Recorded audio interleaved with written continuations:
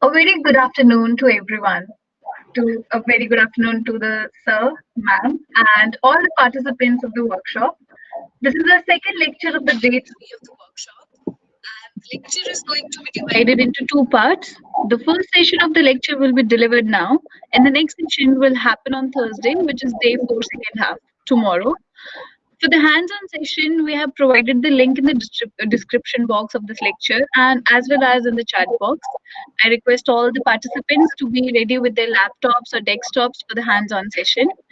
Now, may I request Dr. Yasha Hasija, coordinator of the workshop, to please introduce our expert speaker for today, Dr. Amit Agarwal. Ma'am, please. A very good afternoon, everyone. We need to bring learning to people instead of people to learning. These are the words by Elliot Mazil. DTU is doing its bit by bringing the best of the talent in bioinformatics onto this platform. However, as Bernard Bull also said, in order to create an engaging learning experience, the role of instructor is optional, but the role of learner is essential. With this, I am pleased to introduce you all to the speaker of today, Dr. Amit Agarwal.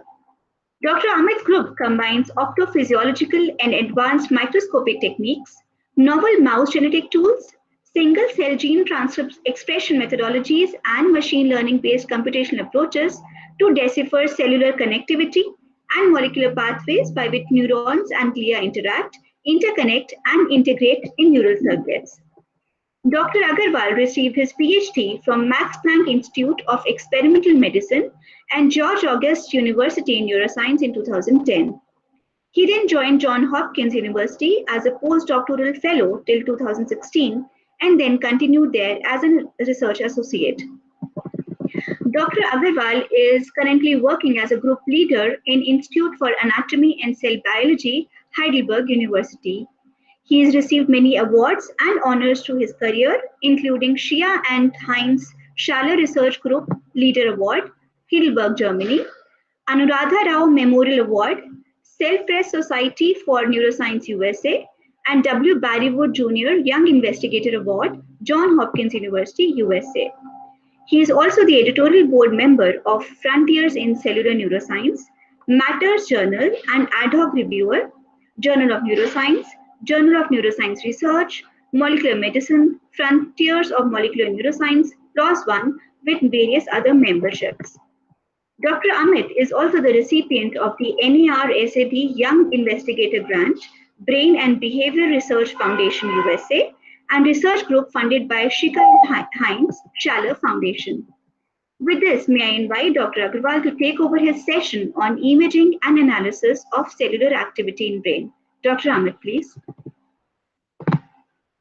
So I can start sharing my window probably, right? Share. So what is the status now? Am I online? Yeah, you're there.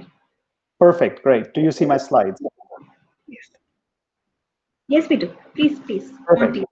Thank you. Thank you very much, Yasha, for a phenomenal and a very generous introduction. And I must say that I've known Yasha for almost 21 years or more than 20 years. If say that we met just after passing our school as a first batch of at the IP University as a student of biotechnology. And you see that we have really diverged our interest from the time when we got training. And now Yasha is running a phenomenal biotechnology program. I think I drifted a bit from biotechnology. And now I'm more of a neuroscientist. And while I was preparing for my talk, I was just thinking that what am I doing at a bioinformatics workshop? Just because I'm an experimental neuroscientist, and usually we don't do much of bioinformatics, but then I put a bit of strain on my head thinking that actually I am relevant here. So if you think about bioinformatics, what it is, it's about using mathematical models, using statistics, using computational analysis, and nowadays with every year the computing power increasing more and more, we have access to cheap computing. We are using the large biological data sets to mine them and to analyze them. And I think the word bioinformatics has become very much synonymous to genomic analysis after the explosion of data 20 years back with the sequencing of the human genome. That generated humongous amount of biological data, which biology were not used to at that time, right? We had 3.3 billion bases of human genome sequenced, and we are still mining it, as you saw for last 2 days from the talks, that amazing talks were there, and related to mining the data, there's a lot of tools have been available. And in the last 20 years, bioinformatics tool for genomics analysis have matured so much that anyone in a village in India, let's say, who has an internet connection can go and use the tools. We have been doing blast analysis from the time I was in the first year of my college. That is 20 years back, roughly. So the tools have matured far enough, but there is another technology which is upcoming, and I would say the new age of bioinformaticians to keep watch of it. This is far larger data set we are talking about. This is humongous amount of data which we are generating now. This revolution is going to happen. And this is the imaging data, the biological imaging data, which will be useful in the medical sciences and to really understand a lot of things. I'll give you a flavor of it, what I mean by the humongous amount of data we are trying to trying to generate in the lab. Me being experimentalist, we are more on the data generation side, and we also develop tools for the data analysis. The other important point here is that these data analysis tools are at a very rudimentary stage. There has not been advances. Still, you need specialized software. Still, you need specialized computing skill. But probably, if the new generation of bioinformaticians jump in the boat, then maybe in 15 years or 10 years from now, we can have those fantastic tools online available where you can just go in and explore our brain. So today, we will talk about brain, and I've divided my talk into 3 parts. So I would make breaks after every part, and I want that everyone participate actively. Ask questions, be stupid. That's what I would say. Be stupid. Ask questions. Type me questions on the chat. After one part is over, I will stop there and I will take some questions to make sure everything is going good. Then in the second part, we will be going a bit deep into the research which we are doing. And in the third part, I would like to link a bit more to the genomics, which people know more about it and less about that how it can be applied to the modern neurosciences. So with that, I am starting my talk. So currently, I would like to ask, because I really don't know with 2 screens open in front of me, that what is seen by people. Can you see my full talk, or you're seeing my slide deck still? Amit, you will have to put your slides on the full screen show. Yeah, better now? Yeah. Great.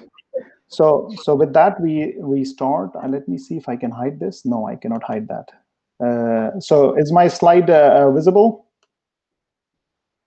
I think I'm mixing up a few things here. Okay, so I cannot hide this window there. Okay, good. So you have to bear with me. This meet google.com share a window. This thing is not going away. Anyway, so let's start with it. And I will start with a quote from Michio Kaku. So he's a physicist, and he's also a futurist. I'm sure many of you have seen some of his futuristic videos. If not, then explore them. They are really inspiring that where science is moving. And what he quotes, quote, "The human brain has 100 billion neurons." We just talked about it, 3.3 billion bases. We are already 30 folds. And each neuron make 10,000 connections. We have already gone 300 folds.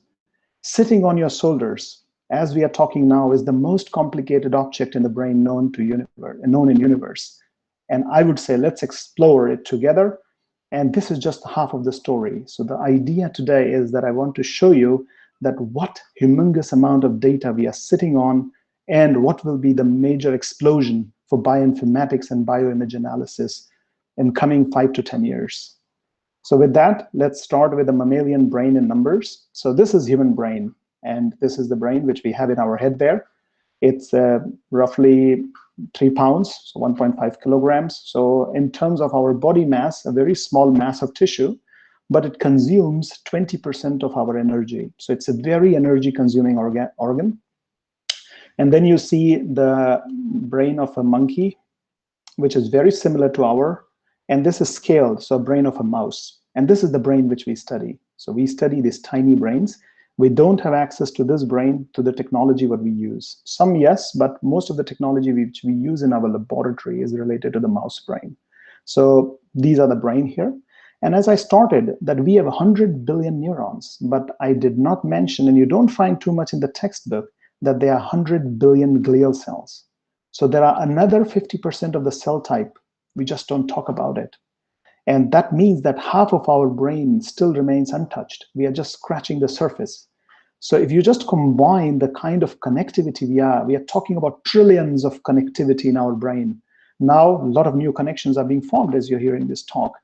And the idea is what this connectivity, which is newly formed, will shape our life later is a big question. And maybe in coming 20 years, 50 years, we will be able to answer some of those questions. So moving on, what happened? Why these half of the brain cells have remained untouched? They were almost discovered 1 century ago, more than 1 century ago, by Rudolf Virchow. So he was a German anatomist, very famous one in Berlin, and he discovered it long time back. But he thought it is a connective tissue. It's a glue for our neurons, and hence nobody was interested in studying glue. So these cells were left alone for a long period of time. But now, at least after my talk, I want to convince you that these glue are much more than glue, and they are equally standing beside neurons, the famous neurons, and participate in the functioning of the brain. And we believe ourselves, people who are looking into the neuroscience, we believe that the inner functioning of our brain is only essential if we can also decode the glial half of the brain. And with that motto is what we do in our laboratory. So this is what excites us in the laboratory, to really look into the other half of the brain, the dark matter of the brain. So moving on to a bit more detail. So if you take the human brain and cut a slice of it, as you can see a slice here, if you zoom into that small part of the brain, the small slice, here see beautiful neuron. These are large, monstrous sized cells. These are the cells which make connections, which transmit information from one part of our brain to the other. If somebody pinches you, these are the cells which ask you to remove the hand from that pinch or from that heat or from that fire or to run away. So these are very essential part of our brain.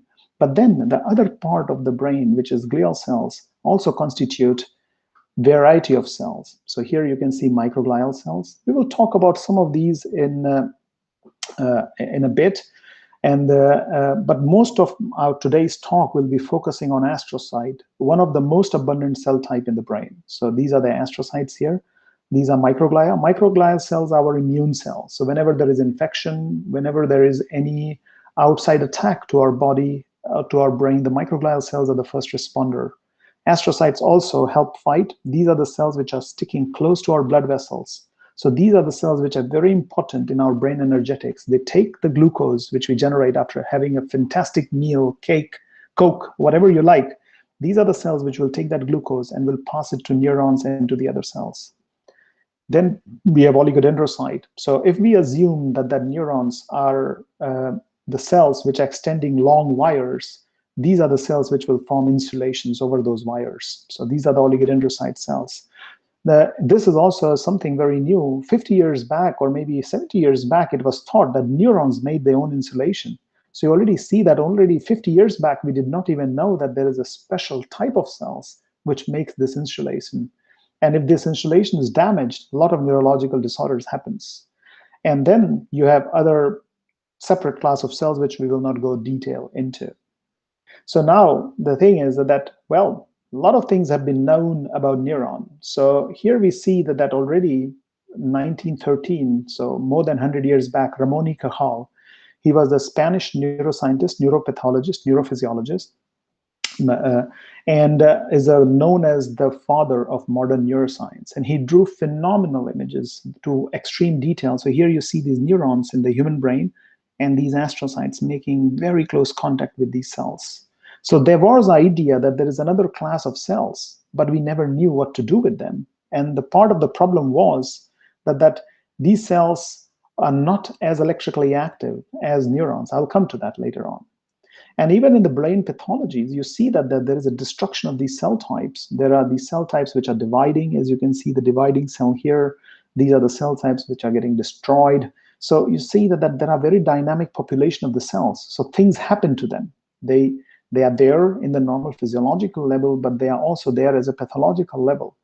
And the relevance of it will be known by neuropathologists. If you're a neuropathologist and if you want to see that something bad is going on in the brain, after post-mortem, you will look for these cells. So you will look for astrocyte, you will look for microglial marker to see that something has happened when the neuron has died or so.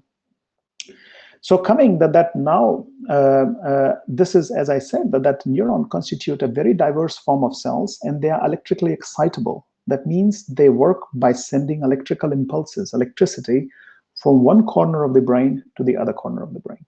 So that's what they do basically. They transmit the information, they process the information. And this was already known for a very long time back. They come in different shape and sizes. And during that time, it was thought that they also have distinct function. Now, in the modern times, we have forgotten that beautiful hand-drawn things. These are all hand-drawn drawings from Ramon Cajal. We have now used the cartoons. In this cartoon, we already see the diversity of the neuronal cells. There are different kinds of cells. They're excitatory cells, they're inhibitory cells. They're all neuronal subtypes, which are lying in different corners of the brain doing different stuff. People have went and recorded electrical activity of these cells. And you see that when you record from electrical activity from one class of cells or different kind of neurons, the electrical traces look very different. For example, like in the olden times when people used to do electrical recording, they will connect a speaker to the while they're electrical recording, so they can hear the spikes, the so-called spikes. So for example, here the spikes will be like tuck, tuck, tuck, tuck, tuck. Here it will be like tuck, tuck, tuck, tuck, tuck, tuck, tuck. So this you will hear, and this you will already know that you are now probing a different characteristic of cells. For example, these cells, they make tuck, tuck, tuck, tuck, tuck, stop, tuck, tuck, tuck, tuck, tuck, stop.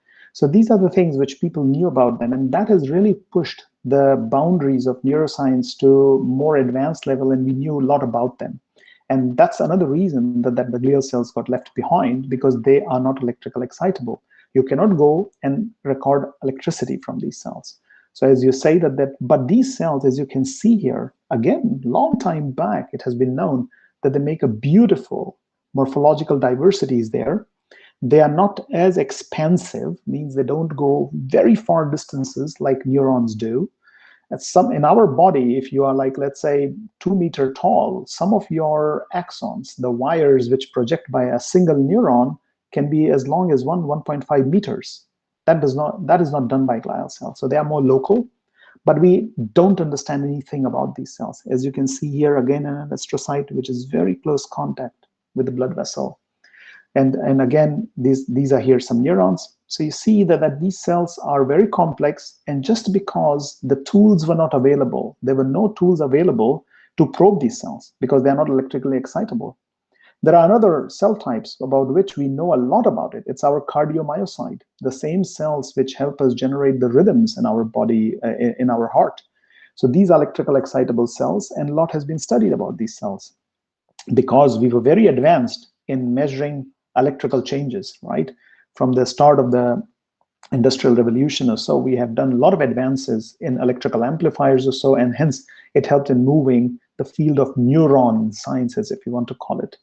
But now let's dive together into the diversity of neurons and glial cells and how the new technology is helping us to develop the newer concepts in neuroscience. So I will be today, so there are many, many more technologies which are used in the modern neurosciences, but I will today, for my talk or for our workshop, will concentrate on imaging technologies at the different scales. So one of the technology which is used is definitely transgenic mouse technology, about which I will not dwell into, but you can see that this is the so-called rainbow mouse. I will really recommend you to go to this paper. It's a bit old paper, more than 10 years old. You can go to this paper, and a beautiful genetic trick people at the university, at the Harvard University in the lab of Jack Fiction and used is these cells, and Josh Shane's also. So these two labs have used together a very beautiful genetic trickery where you can give every cell different color. And here you can see astrocytes, these glial cells with the very complex morphology, much more complex than the neuronal morphology. And these are the things which are telling us, and you see that these cells go in every nook and corner of the brain, but we don't know about it. But now the advancement in modern electron microscopy is helping us to move and to really dive deep into the brain. So how is the modern microscopy, electron microscopy technique is used? So I put a little video for you to have a look at what are the modern 3D electron microscopes look like. So this technology is called serial block phase scanning electron microscopy. I'm sure some of you have seen the images of transmission electron microscopy. It's a different concept. I'll come to it a bit shortly. And this is serial block phase electron microscopy developed by Zeiss. So there are several companies who does it, but this one example I'm showing you is called 3View. It is developed by Zeiss. And they have fancy names, Marilyn. So what you will see in this video is now is a microscope. This is the microscope. We are diving into the microscope. In this microscope, there is the device. This is called microtome, already attached. Here is the sample, a very tiny sample. Here is a diamond knife, you see. So these are very expensive knife made out of diamond. And here in blue, you see a sample. It can be a brain sample. It can be any sample you're interested in. And the idea is and these are the electron beams which are being projected on the sample. And you see that the microtome blade comes. It cuts 15 nanometer thick section, very, very thin. It moves one section.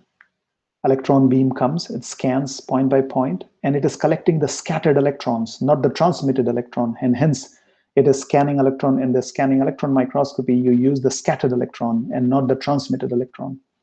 And this, you can let it happen. These microscopes can run for weeks, and you can keep on collecting the data. And these, we are talking about a very small scale. We are talking about the nanometer scale. This is something like almost like a diameter of your hair, the size of the sample. So these are very tiny samples. And then you can collect 1, 2, 3, you can collect thousands of images. We recently just collected 4,000 such images. And after collecting these 4,000 images, which is terabytes of data, the main fun starts.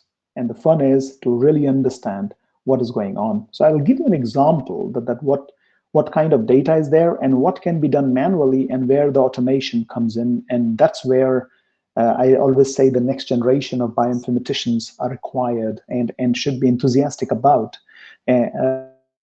So here, this is a video which will show you how a serial electron micrograph data looks like. This is a tiny piece of a mouse brain in the mouse cortex. So there are neurons, there are astrocytes, there are everything. So this is how, if you take a brain, a mouse brain, and make an electron micrograph out of it, in any area of the brain, this is how the brain looks like at the level of electron microscopy. Here you have synapses, which is the contact between the two neurons. Here is a giant neuron. It's a soma of the neuron, and this is an axon of a neuron, the projection which will connect to other neurons. And you will see that in this video is while we are moving, you can trace one axon by hand, right? So this is what we are doing. So you can trace one axon by hand. This is the insulation around it. So people gave it green color. This is the myelin insulation, right? Every wires should have insulation. So these are the insulation. Here is the same axon without insulation part. It's just moving down, down, down. You can see it's just one axon, one very thin micrometer size axon, which you can track and trace. Again, there was another axon going on the side. This is a big blood vessel. You're passing by again. Again, this axon has an electrical insulation. That's why the green color comes from.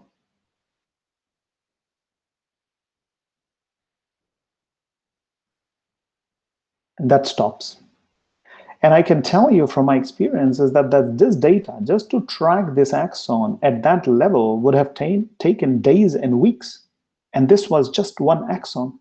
And when you track the soma and the processes of that you will create 1, 2, and 3. This is mere 3 neurons at a very high details. And we were talking numbers in billions and trillions, right?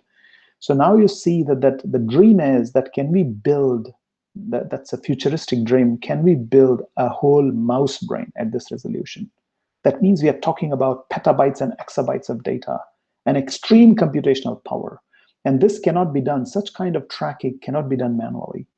You need to use the machine vision, machine learning algorithms. The more advanced algorithms, more advanced computational powers cannot be done just simply by our desktop computers, to be able to segment each and every area and to train the system that what it means, right? So there was an interesting study recently published. So this is one volume of a 3D volume, right? So this is one by one, it is collected and put them together. So this is a 3D EM volume. And here you can see, this was data published just very recently, last year, in the rat cortex. So here you can see beautifully a blood vessel filled up with RBCs, red blood cells. And these are the pericytes. So these are special class of cells, which in blue, which are sticking around the brain. These are microglial cells, our immune cells. This is a neuron. These are astrocytes. See the complex, how complex the morphology of these cells is. These are another, this is another astrocyte in green, another neuron with large processes. And these are the myelinated fibers, the fibers, the bundles, which has insulation around it. And now we are diving into it using the virtual reality. So these are done using the virtual reality. And now you can take a dive deep and see how these cells are connected to each other. This is an astrocyte making contact with neuron seeds, touching the gray neurons, and communicating with them, talking to them, taking care of that. All the neural processing happens at the millisecond precision in our head. So you see what we have here is, we have just seen 1, 2, 3, 4 neurons, 1, 2, 3, and 4 astrocytes, 4 microglial cells, and pericytes. These are the cells which are very close to the blood vessels. We'll not talk about it today. And you will see that the size is 50 micrometer. So 4 cells of each type. In total, if you add here, you're talking about 16 cells, and this took several years. It's several years of work to reach that kind of details. So the question now is that the data is available. So data, it's not that data is not there. Now many, because now you see with the automation, with these methodologies, very quickly we can acquire these very large data set, and people are acquiring very large data set. But the biggest challenges now is to really how to analyze this data set, how to really know that what is what, right? In these data sets, you really don't know which cell, what part of the structure you're seeing belongs to one cell type. And this is where the new machine learning, machine vision algorithms are getting useful. I know of people who are even using the same kind of algorithms which I use in automated cars, right? So there are cars which can drive automatically on the streets. They're using the same kind of machine vision algorithms also in the neurosciences to be able to train the system. So this is to look at the things at the very small level, small scale, right? Tiny scales, and to give you a flavor that what humongous amount of data and details we are generating in the field of neuroscience. And we collaborate, and in my lab, we work on such kind of data set. We have a very tiny data set, and it has, there are students in the lab who are taking months to really mine this. So we hope that at one point of time, we are developing algorithms, we are developing certain kind of workflows, which will help us to really make things fast, right? To be able to explore this data very well. So the second kind of imaging, which I will be talking the most in this talk, is what we call in vivo multiphoton microscopy. So it's a microscopic technique. In vivo means we look into the live animals. We do animal research, right? We use mice for our research. So we look into the living animals or living tissue. And multiphoton is a very interesting phenomena, which was described again 100 years back in Germany, Göttingen, the university where I did my PhD from, by Maria Goethe. And I will very shortly explain what this multiphoton means. And this technology has really revolutionized neuroscience in the last 15 years, so 10 years, more than 10 years. And we are heavily relying on this technology. So here you see that this is a mouse brain, and you see that in the mouse brain you have like the depth of 1.4 millimeter, right? It's 1/10 or 1/7 of a centimeter. It's such a tiny area, and you see that we can have neurons here. We can have the white matter area where all the fibers are running around from the neurons, and we can see a lot of details. The idea is that not only looking into the dead tissue, for electron microscopy, we cannot have a live tissue, right? The processing of electron microscopy is such that by the time everything is done, it is more or less a plastic. It's a polymer. The tissue has changed into a plastic or a polymer. But what we are interested in is seeing the living brain in action, to really understand when animal thinks, when we think, what happens, how our cells respond, how we function. So here, I will introduce you to the concept of two-photon laser scanning microscopy. So what is it about? So actually, whoever has done a microscopy, fluorescent microscopy, knows very well. This is a Jablonski diagram. And in here you see that when you shoot anything with a high energy, high wavelength, short wavelength, high energy photon, in this case it's blue, right? Vibgyor. So blue is high energy, short wavelength photon, and red is low energy, high wavelength photon, right? Infrared. So red, the more red the photon is, more heat it will generate. And so this is blue. And it is known that when a photon is excited by a higher wavelength, it emits the lower wavelength. Hence, it will emit the green wavelength of the light, right? So it excites by blue wavelength, and then it emits the green wavelength. Very standard microscopy. A lot of people probably who are listening today are doing it, have really been introduced to it. You have a fluorescent sample, they have fluorescent dyes in the cells. You can shoot them with blue light or green light. If you shoot with blue light, you see green light coming out. If you shoot with green light, you see red light coming out. Very standard. But this has a problem. And let's take a moment to really understand this problem and why this technology is revolutionizing the neuroscience. Is that we know that blue photons are very scattering. Did you guys think that why our traffic light is red in color? Because the red photon scatters the less. The idea of red color of the traffic light is that you can see the red color from very far off. And because these photons don't scatter so much in the dust, they do scatter, but they scatter less. And the blue is the most scattering. And brain is a very scattering tissue. It is very fatty, it is very scattering, or a lot of tissues are very scattering. Hence, the light will not penetrate in the brain. So hence, most of the things which is happening inside the brain, we will not be able to look. But a very interesting physics phenomena happens, and that's what you call two-photon excitation. And this is shown again here in the two-photon excitation. What you do is, if you take a photon, which is double the wavelength. So for example, we were talking about blue photons, which are 480 nanometers. If we double the wavelength, it's around 940, 960 nanometers. And if we take the two photons, so if the two photons are pulsed in a very small time period at a given point, so they are pulsed like light, you will use the lasers. These are pulsed lasers. And at very high pulsation, like in femtoseconds. So if two photons of the double the wavelength hit the fluorescent particle in femtoseconds, so we are talking about 10 to the power 9, 10 to the power minus 10 seconds, it will excite the blue fluorophore exciting, and it will emit the green light. So what is the advantage of it? First of all, we are using the red light, which scatters the least, so you can put the light inside the brain and can gain the depth. And there's another thing which happens. So now what we are doing is, this is linear, right? So basically you shoot with a blue light, there is an excitation and it generates the cone of light. And this is linear optics, but there is non-linear optics. Non-linear optics is that this two photons hitting at a point in femtosecond can only happen in a very, very small micrometer size points. And this is non-linear optics. So the scattering is very less. I'll come to that. I know it is slightly complicated, but we'll come there. Just to make it visual, this is an example. This is the dye fluorescent, which is filled up in this cuvette. And when you hit it with blue light, you see the blue light hits here, you see there's a cone of light.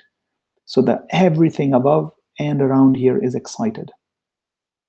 But when you hit it with 960 nanometer laser, you see that there is a tiny point here, and that's the only part which is excited.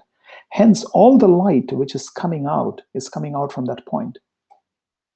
So what advantages adds?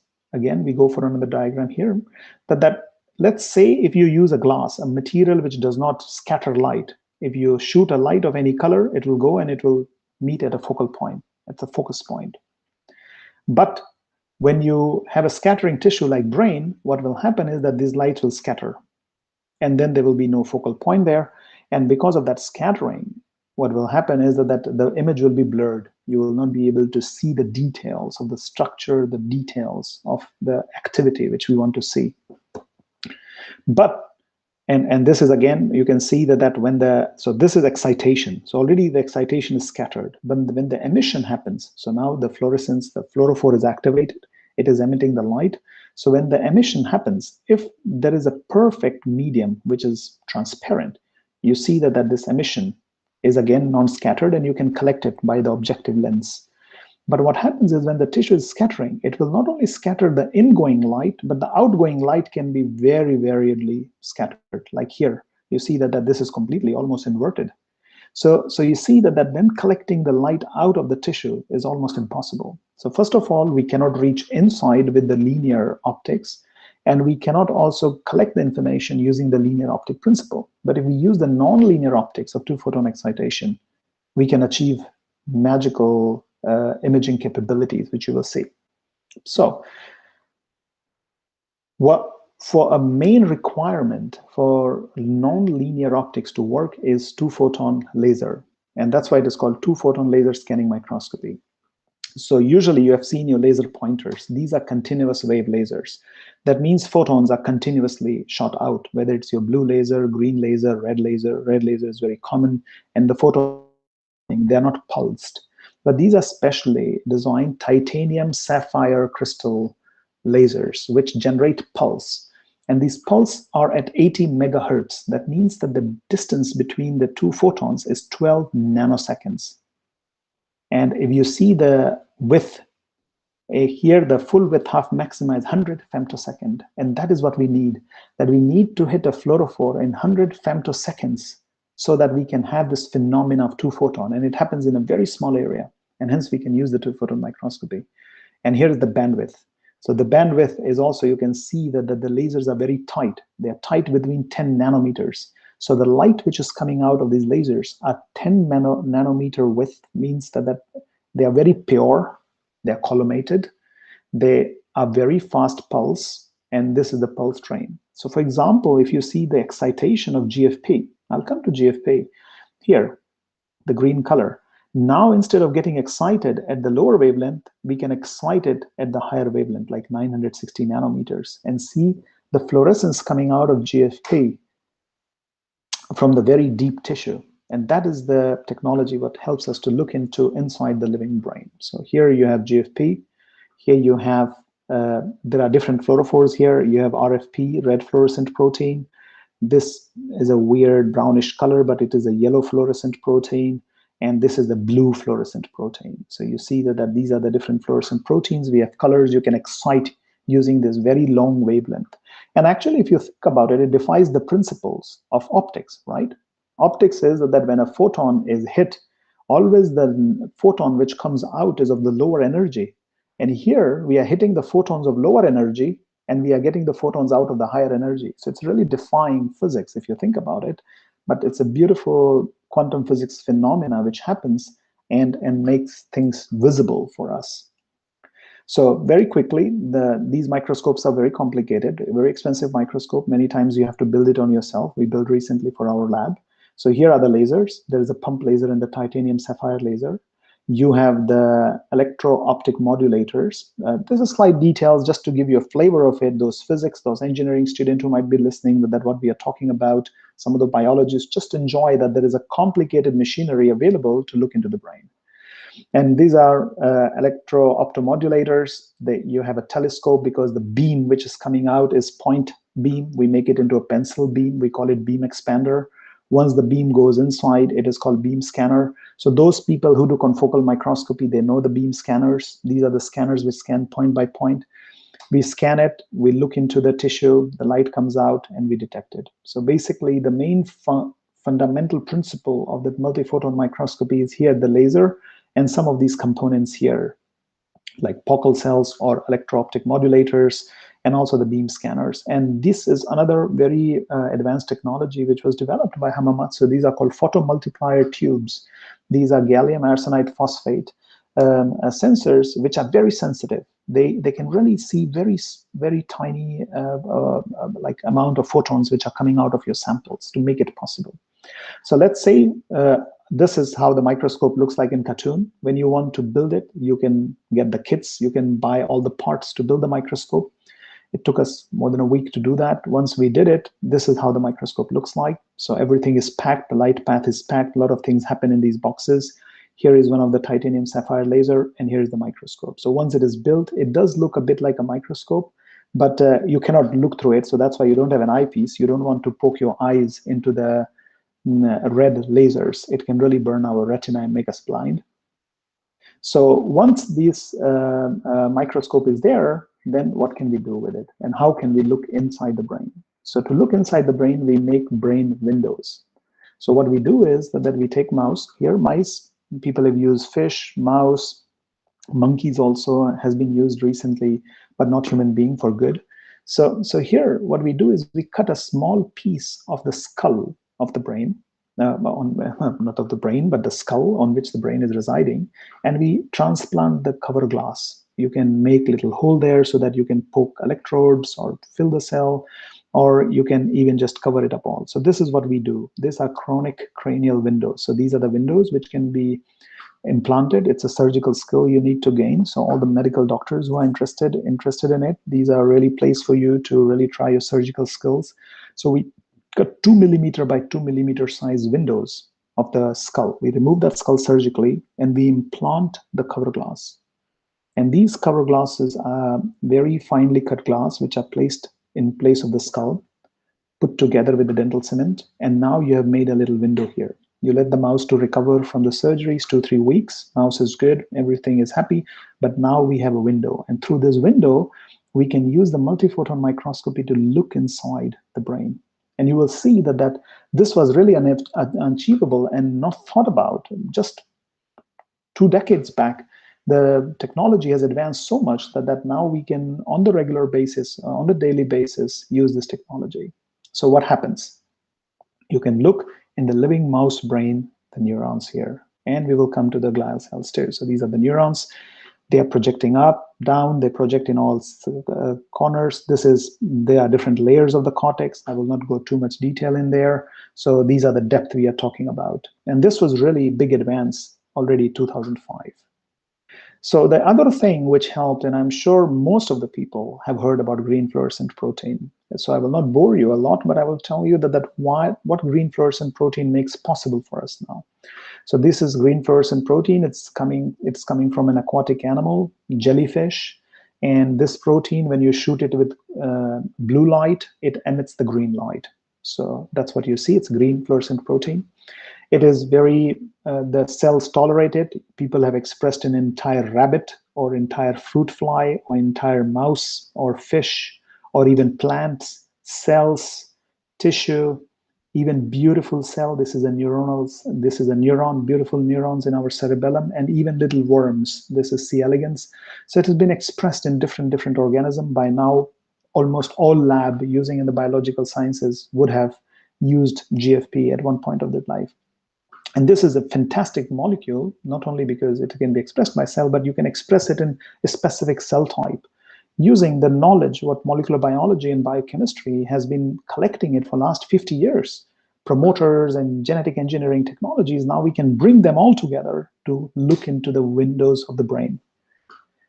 So now what we will do is that I showed you how in the brain neurons look like, but we will see 2 examples. So microglial cells. So these are the immune cells of our brain. And these are very special cell type, I must say. So these are the cells which are responding to injury. And people have known about them. People have known that how they function, but we have never seen them, that how they work, what they do, and what are the time scale these cells are engaging. And then these are the myelin-forming cells here, and we have also not known that how these cells behave. Our brain is myelinated throughout our life, especially when we are born. There is no myelin, and hence you see kids are very slow and everything. But once the myelin is deposited throughout our teenage, early from the development throughout our teenage, We become much more proficient on things, and to be able to do fine stuff, from playing pianos to tennis to anything, paintings, and that is very highly contributed by myelination. So just to give you a flavor, so these are microglial cells seen in the brain through the windows, glass window. These microglial cells are expressing, so there are other cell types, we don't see it because they're expressing GFP under the control of microglial promoter, right? So CX3CR is a chemokine, a cytokine promoter. And this promoter, so it's a receptor, a promoter for that, and it's expressing enhanced green fluorescent protein. And if you just look into this video, you'll see that how the processes, so this video is running for 5 minutes, 270 seconds, and you see that how these cells are surveilling. They are just going and looking and sniffing every corner of the brain, like little processes are protruding out. They are looking what is going on, if everything is good, if there is a disturbance. So they're extending the process, everything is good, they track them back. Already tracking these processes, which are still done quite manually, has been a challenge, but there are some softwares which are developed to really track these processes. So you already see that every slide which I will be showing you from now onward has a biological problem hidden. And I would say I will really invite many of you to just pick up one of these and make your challenge to solve it. And we will really bring the neuroscience dream of really understanding how our brain functions at the cellular level, probably in our lifetime. We can really realize that dream in our lifetime. So what happens in pathology? So this is a video which will run for several hours, as you will see here in minutes. So what will happen is that there will be a little laser lesion. So what you do is you go into the brain and then you make a little injury in the brain using the laser. And as I said, the microglials are the cells which respond to the injury, and you see that how these cells respond to the injury. So you see, this is in minutes. There was a little injury, and you see that they put the process very close by. This is minutes. Now you're going in 142, 2 hours, 3 hours, 4 hours. You see that the injury is just sealed off. These cells have sacrificed themselves. They have sealed up the injury, that this injury does not scatter. 7 hours, 8 hours, 9 hours. So in 9 hours, that area is all sealed up. So we had an injury in the brain. The cells immediately responds within minutes, and within several hours, that injury is sealed off, that it cannot spread, it cannot do much more damages. And these cells have really turned into their own graveyards. And this is what neuropathologists also look for. When you take a human brain section, human postmortem section, if you want to know what was going on, these kind of damages can be seen. But before they were seen histologically, now we can see it happening, and to really know the biology of the cell. And this is really interesting that the same group has shown something very fascinating, that you don't have to have an injury, because they wanted to know what happens with the injury. Let's say the cell is injured, what happens? And they found that the cells, when they are injured, they release ATP. ATP is adenosine triphosphate. It is the same molecule which make one of the base of our DNA. So ATGC, I'm sure in last 2 days you've heard about ATGC. So ADP. ATP is the same building block of neurons, of our genetic code, and this is when the cell is damaged, it is released. We have a lot of ATP in our cells, and when it is released, you see what happens. So here what people did was, in the red pipette, it was filled with ATP, and they just puffed up ATP in the living brain, and you see that microglial processes just go there and hang around.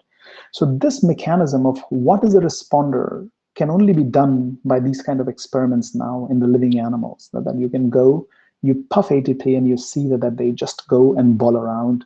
And the same mechanism has happened. There was no injury here, right? There was just a puffing of ATP. So coming to the next cell type, these are oligodendrocyte progenitor. In this video, you will see that we are going from the top of the brain. We are gaining the depth. We are going deep, deep, deep. And this is to give you an idea that what multiphoton microscopy does for us. We are going deep in the brain. And those guys which have done confocal microscopy, you already see, you'll already appreciate what it means in the technological advancement. So we are going down. We are down by 500, 450 micrometer, and you can still resolve the processes of the cells. In this imaging, the mouse was continuously, like every day, every 2 days, it was imaged for 1 month or even 40 days. So the mouse was imaged through this cranial window every 2 days for 40 days. And you see what happens. This has never been seen before. People did not know how these cells behave. You've seen this video, these are in days. I will let it loop so you can really see it. So 38 days. And what is happening is that one cell we have highlighted here is that the cell is dividing. It just divided. A new cell was born. And you will see that in this area, you will see some fragmentation. 1, 2, 3. Here, the fragmentation. So a cell died. And immediately in the vicinity of these dying cells, a cell divided. It's like filling up the gap. If a cell dies, you cannot have a gap there. There was some placeholder, right? And immediately the cell in the neighborhood knows, okay, a cell dies, we need to fill up the gap. And then they will just fill up the gap here. And this was again thought that what happens when the cell dies, there is always a repair or so, and how does the cell repair? How do they know? Currently, we don't understand the mechanism that what tells that when a cell is dying, that this cell has to divide.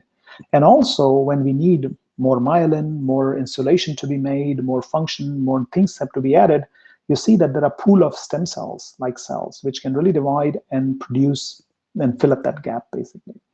And this is allowing, this has never been possible before, that image the same mouse, same brain area in the micrometer range, and look into there for months. In our lab, we regularly image mice for 3-4 months and really look what is happening at this mice. And you can see that the amount of data you can generate for one mouse in these 3-4 months are in terabytes.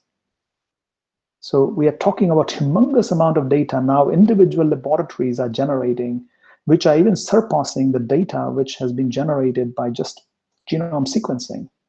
And so here is big opportunity to jump in and see what is going on, basically.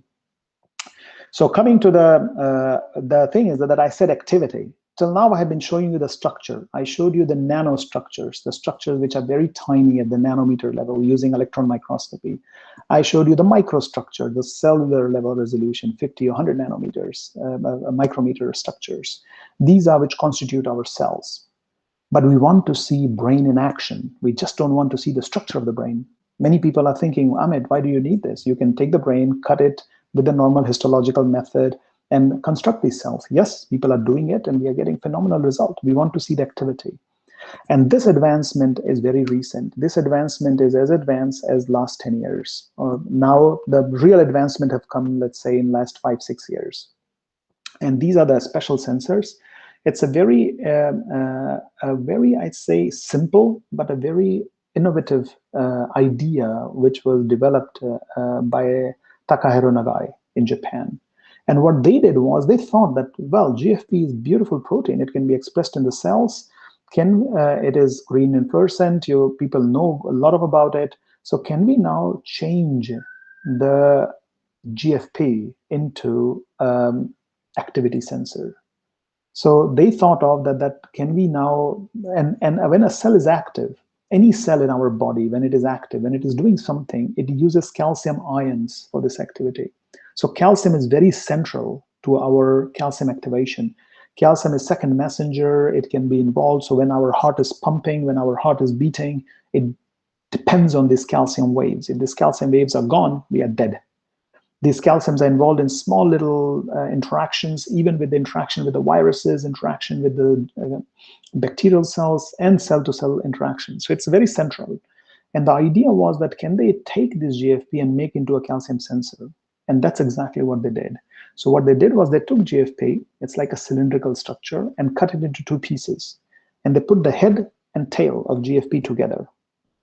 So now the GFP is not fluorescent anymore. What they did was they used calmodulin. So this is a calmodulin, CAM, here in cyan or in bluish cyan color. This is calmodulin. And this is best calcium sensor nature has evolved. It is found in many animals, and it is one of the most sensitive and one of the best calcium sensor. It's very small in size. It has these 1, 2, 3, 4 domains, which are called EF hands.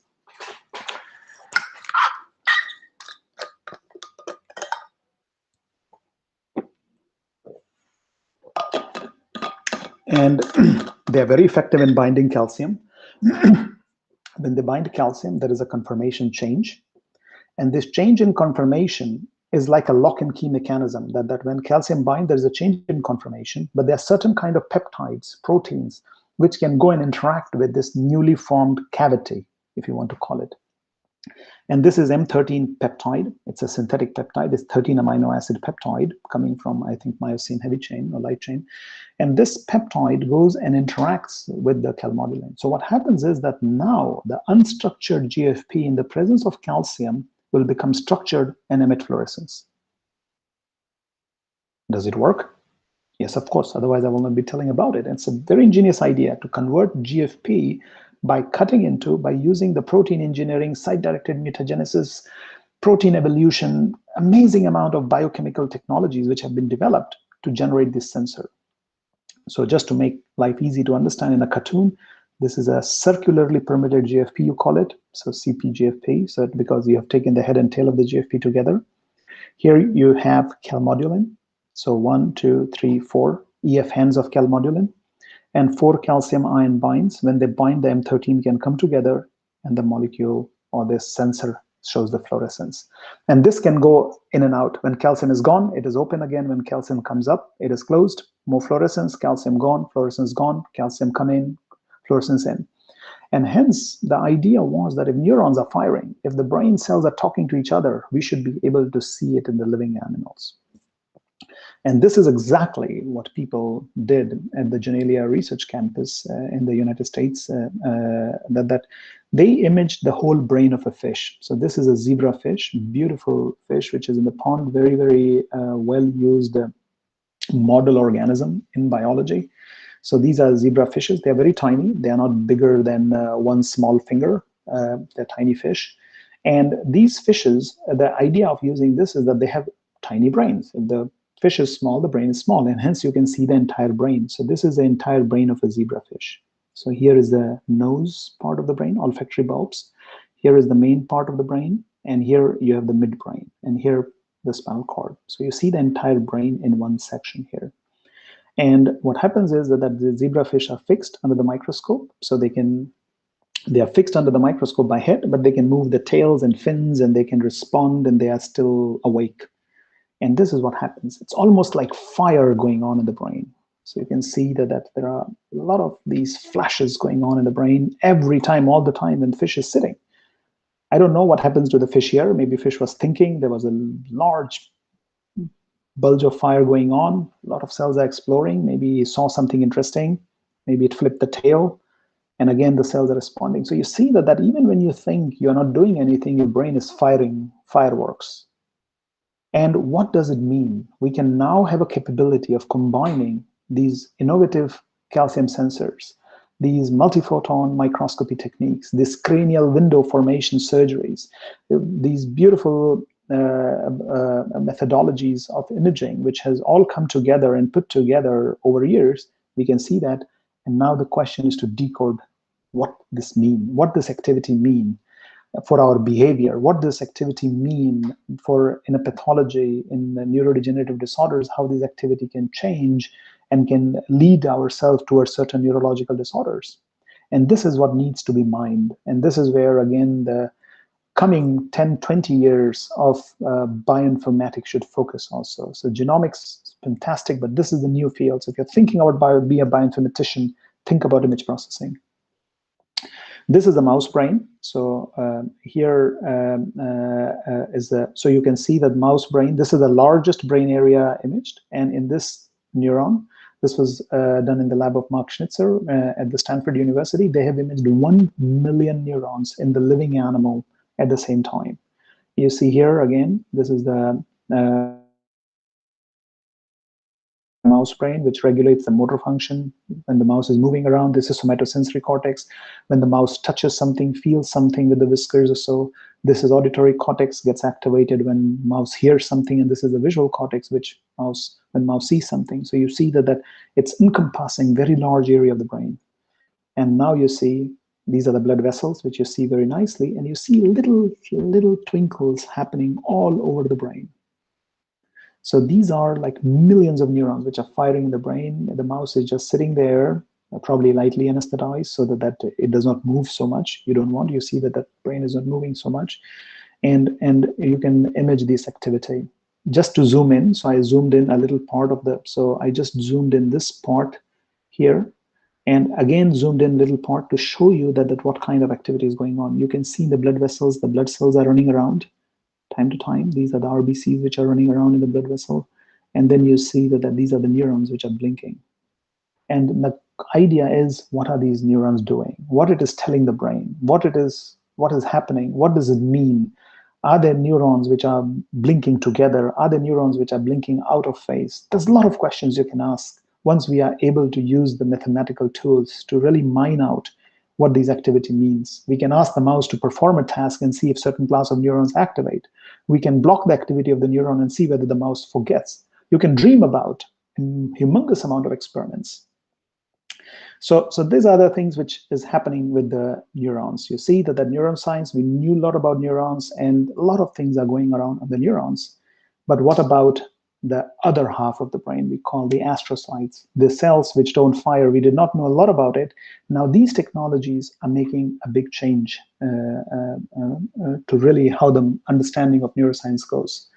So I think it has been almost an hour, I noted, and I gave you the first introduction part of my talk now, showing you the technologies and tools which we are using to image the brain activity, the brain structures at great details, and how newer tools, new analysis tools will make it possible to really decipher what is going on. So if there are questions, I will take questions, and it will also give you guys to basically relax a bit and not having the heavy dose of neuroscience going on. So with that, I don't know how you want to do it. Probably one of you can read me the questions and then I can try to answer, or I can choose some question if I can see them. Yes, we can try to share the chat with you, the chat box on the YouTube session, and or else I can read it to you, to whichever way You can choose. Let's see, Leah, let's do that. Let's do it interactive from your side. It will tell me what you have understood depending upon what kind of questions you are choosing. So let's do that game, and you choose the questions. And Yasha, please come forward and also choose some questions from people. Read out the name if it is possible, so that people know that their question has been picked up, and tell me the question. Sure. Before we do that, I would love to, congratulate you for such an exceptional presentation so far. And I'm sure, just like me, the participants have been, overwhelmed with looking at such marvelous images of mouse brain and zebrafish brain. And as you rightly said, coming from the same roots, we have diverged so much, and I think that's the power of biotechnology.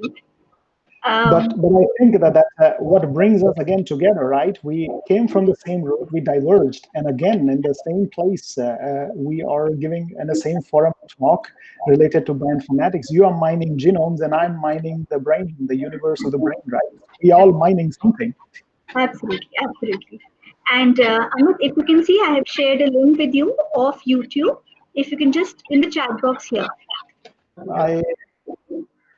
You can project. Yeah, please project.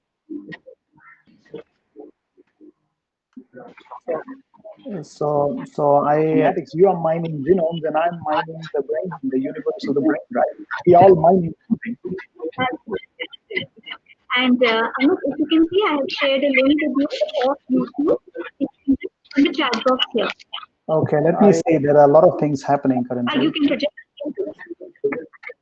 Hey, please. Okay, now I see the talk here, which I don't know. You are mining genomes, and I'm mining the brain. So we request you to mute the YouTube part.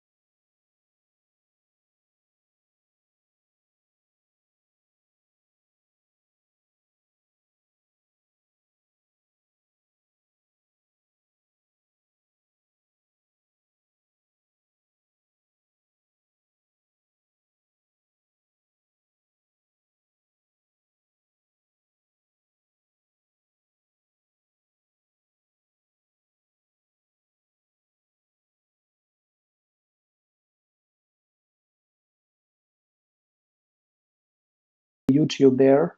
So let's do that. I think I have a lot of names there, but I'm just scrolling. There are a lot of good afternoons and good mornings. So thank you all. A lot of good afternoons. Back to you. Now I'm just going.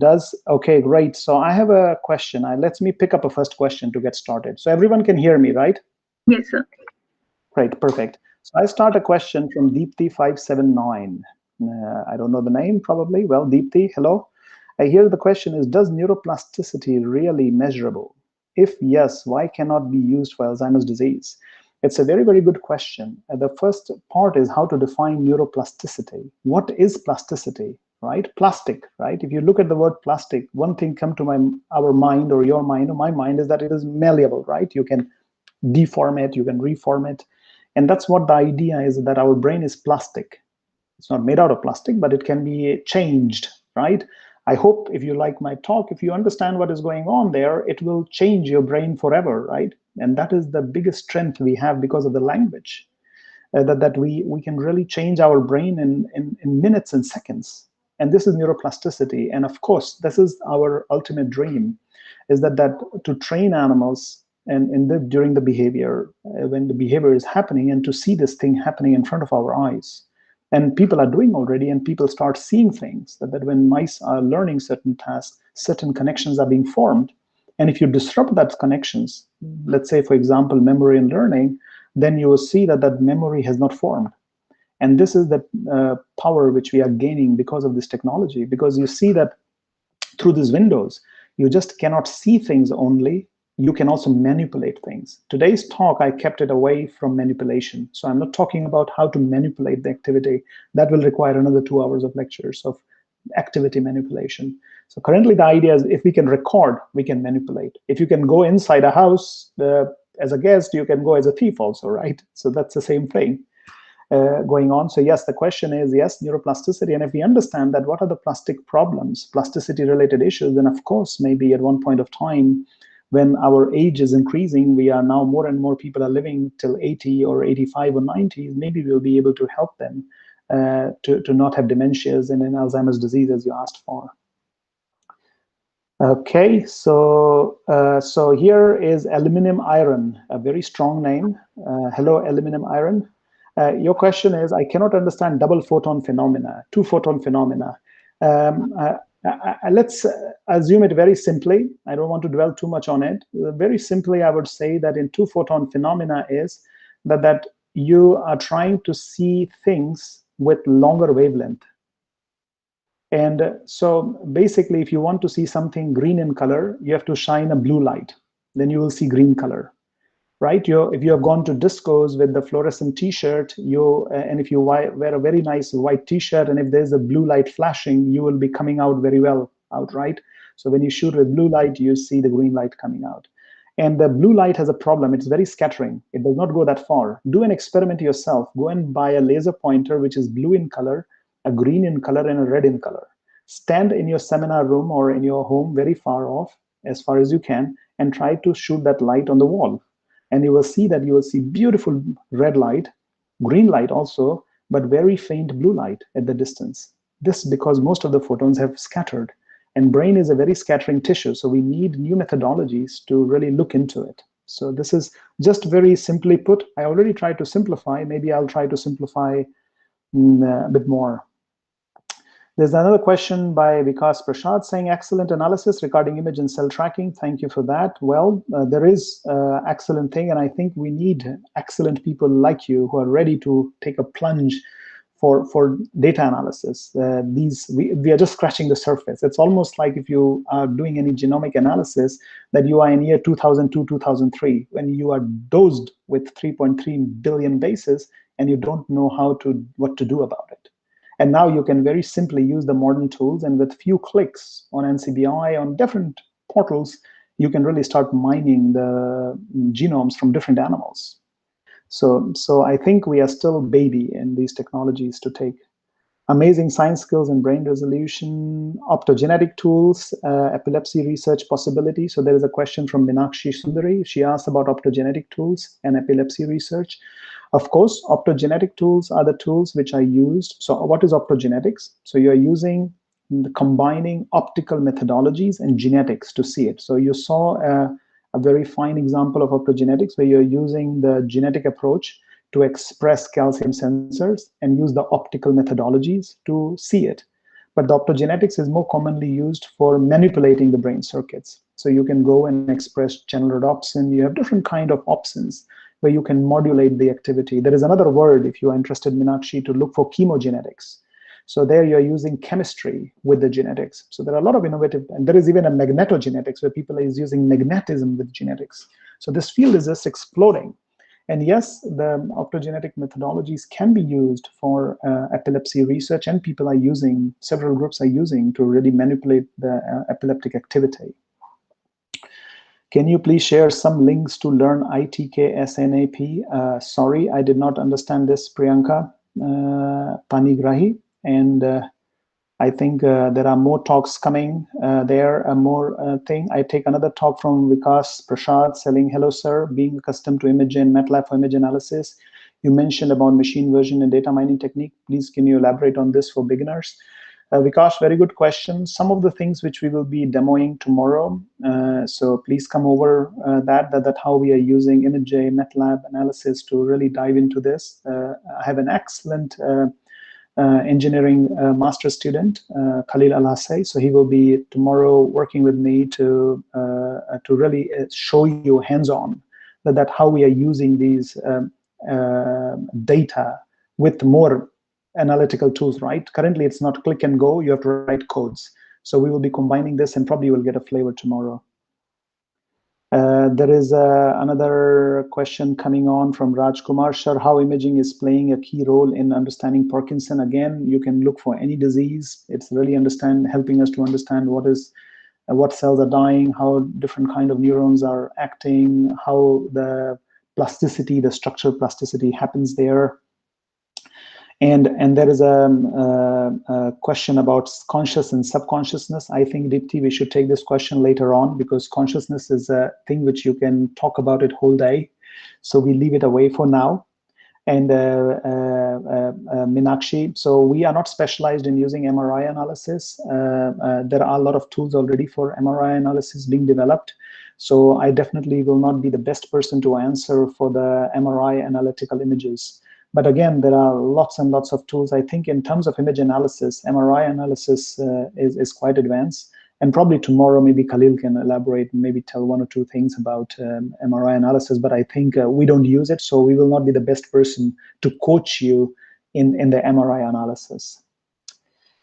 Great. So I think we can move on. It probably would have given some people to take a break, and I will also drink a little water, and then we move on to the second part of the talk, which will be more heavy on when we are going a bit deep in the biology, and then we will come out again. So with that, how should we move now? I should just start my presentation. Yes, sir, you can start your presentation, sir. Okay, so I can just go full screen. Yes, sir. Okay, if this thing allows me to do that, because always, okay, let me go there. Okay, so I am full screen now. So do you see now? Yes, sir. My full screen? Great, perfect.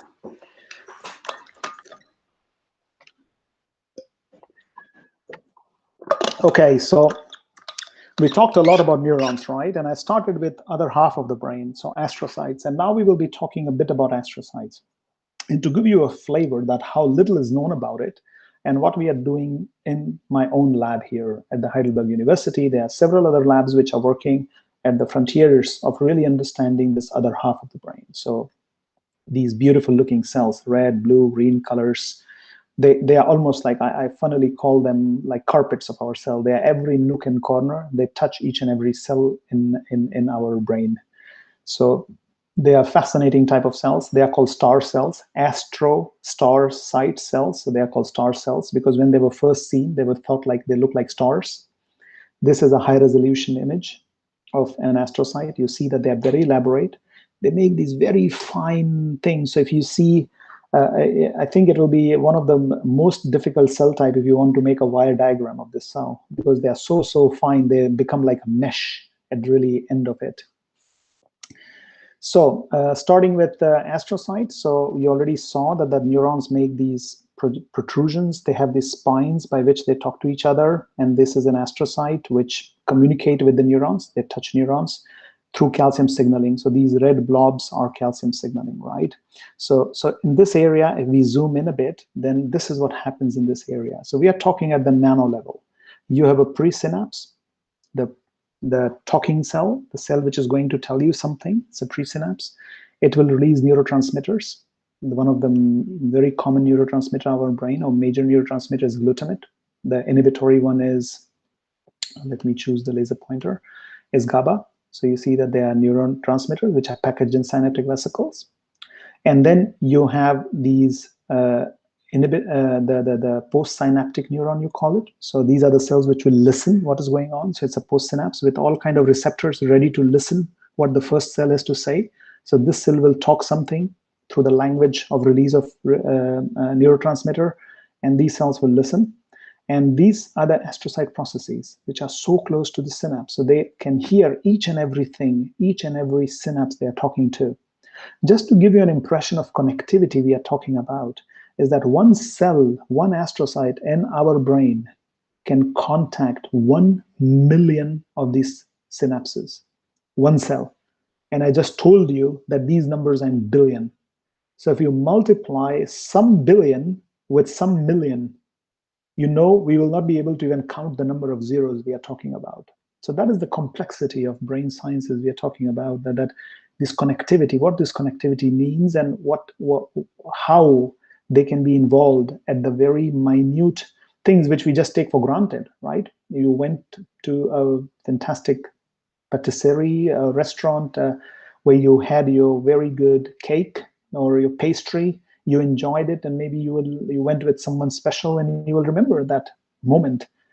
And that has how those things happen in that moment of 10 minutes, 15 minutes, half an hour, that you can remember for whole life what special has happened. And in that case, you're walking every day to your subway, you're looking around a lot of people, but you don't remember them. So these are the things that to be able to understand that what tells brain that, okay, you have to remember that for a long time and you don't have to worry about it. So these are the phenomena which is happening. So astrocyte mainly listen to these cells and interact with these cells through calcium. So the language, if the language of neuron is neuronal excitability or nerve impulses, the language of astrocyte is calcium. So astrocyte talk to each other and talk to the neighboring cell through calcium. And now these calcium sensors are making big changes. They are really changing that how these cells were first seen and how these cells behave. And I will present you a small biology which we discovered in our lab, just to show you, give you an example that what you do with all this humongous amount of data, that how do you deal with them? How do you mine biology out of it? So this is the idea behind it. So this is, again, 30 years back, it was known that astrocyte respond to these glutamate neurotransmitters. So these are cultured astrocyte. You see that these are somatic soma of the cells. Don't see the entire structure. They are there. You put a little puff of glutamate and the whole cell will like boof.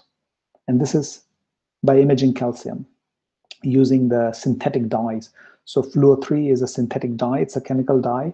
You can load it in the cell, and then you see that when you puff glutamate, you see response. That means that these cells can listen to it. But that knowledge has now transformed into, it was known for a long time that this calcium is there, but we did not know what this calcium do. And now this knowledge of the calcium is what calcium is doing is bringing us one step closer to have the mechanistic insight of how these cells are using this calcium, right? So this is again the GCAM, as we talked about. So this is green fluorescent protein, which is turned into a sensor again, right? I don't have to repeat that.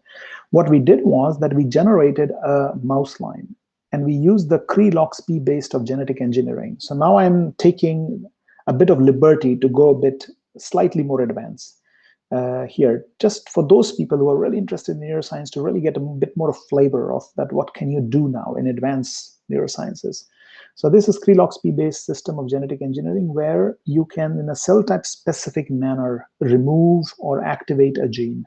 This is an old technology. This is not a very new technology, but now it is being used heavily in neurosciences. So what we did is we took this gene, the GCAMP expressing cDNA, as you will call it, right?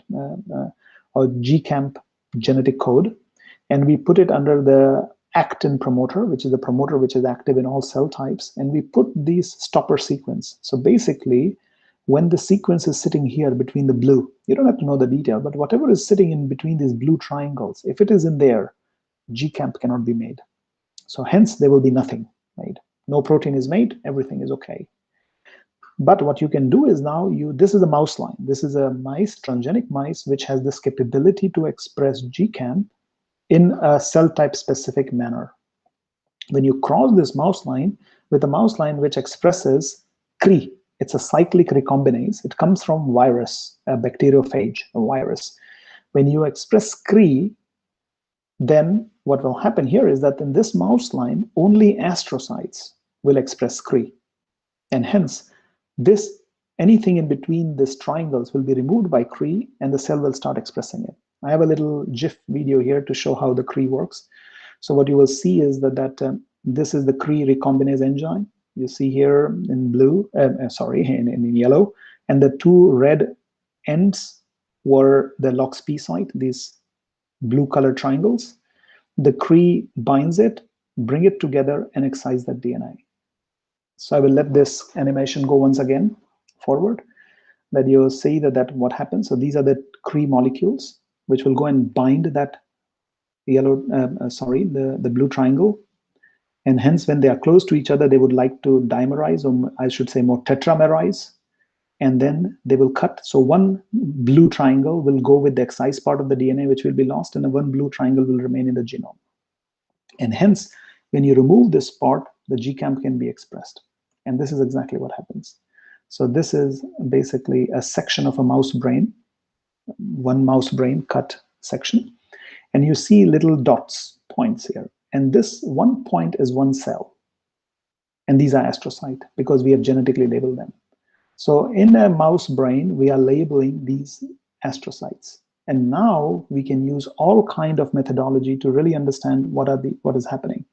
So to make you believe that this is an astrocyte, if you zoom in into this one little dot, you will see structure like this. And you see that we are seeing the expression of GCamp. So we see that GCamp, this is a calcium sensor, right? GCamp is a calcium sensor, and it goes into every nook and corner of the cell. So we can really light up the entire astrocyte here. And the question is, can we see the activity within these cells? So this is GCamp, again, showing that okay, you can see the major branches. And so I will leave a bit of details here. And this is one astrocyte. As you can see from the scale bar, it is 20 micrometer big, which is very tiny. The way I said sounded is very large, but it is very tiny. So you see that this is an astrocyte here, a single astrocyte, one astrocyte, only one cell, which we are trying to image at a very high resolution. So you see that this cell is constantly blinking. We are not doing anything. We are just sitting and looking these cells in the living brain tissue. We are imaging it, we're just sitting and we are observing it. When we apply some of the chemical compounds which activate the cells, you will see that the frequency increases. Or when we apply norepinephrine, this is a neuromodulator, which when you pay attention or so is released by our brain, you see the cell response differently. So we already see that already using these tools, we can see subcellular calcium transient. Hence, we can see things which are happening at the synapses where these cells are talking to each other. So these are the capabilities which we have. So for tomorrow's session, we have put this cell on the Google Drive. So you can download this cell, this exact cell which you're seeing. And also there are some publications which you can open. And I will highly recommend, who are really interested in knowing some of the things with the image analysis, download these cells and see this video flashing in front of you, right? You have your own cell which is flashing. And then you can download ImageJ or Fiji. We have also put there. You can just, it's the entire thing. You just take and install it on your computer. Goes very quickly. And I will invite you that go and try to put as many boxes and look for as many active areas which are blinking in this cell. Just make boxes around and try to see how the signals look like. Explore it. We will talk about it more tomorrow in the hands-on experience.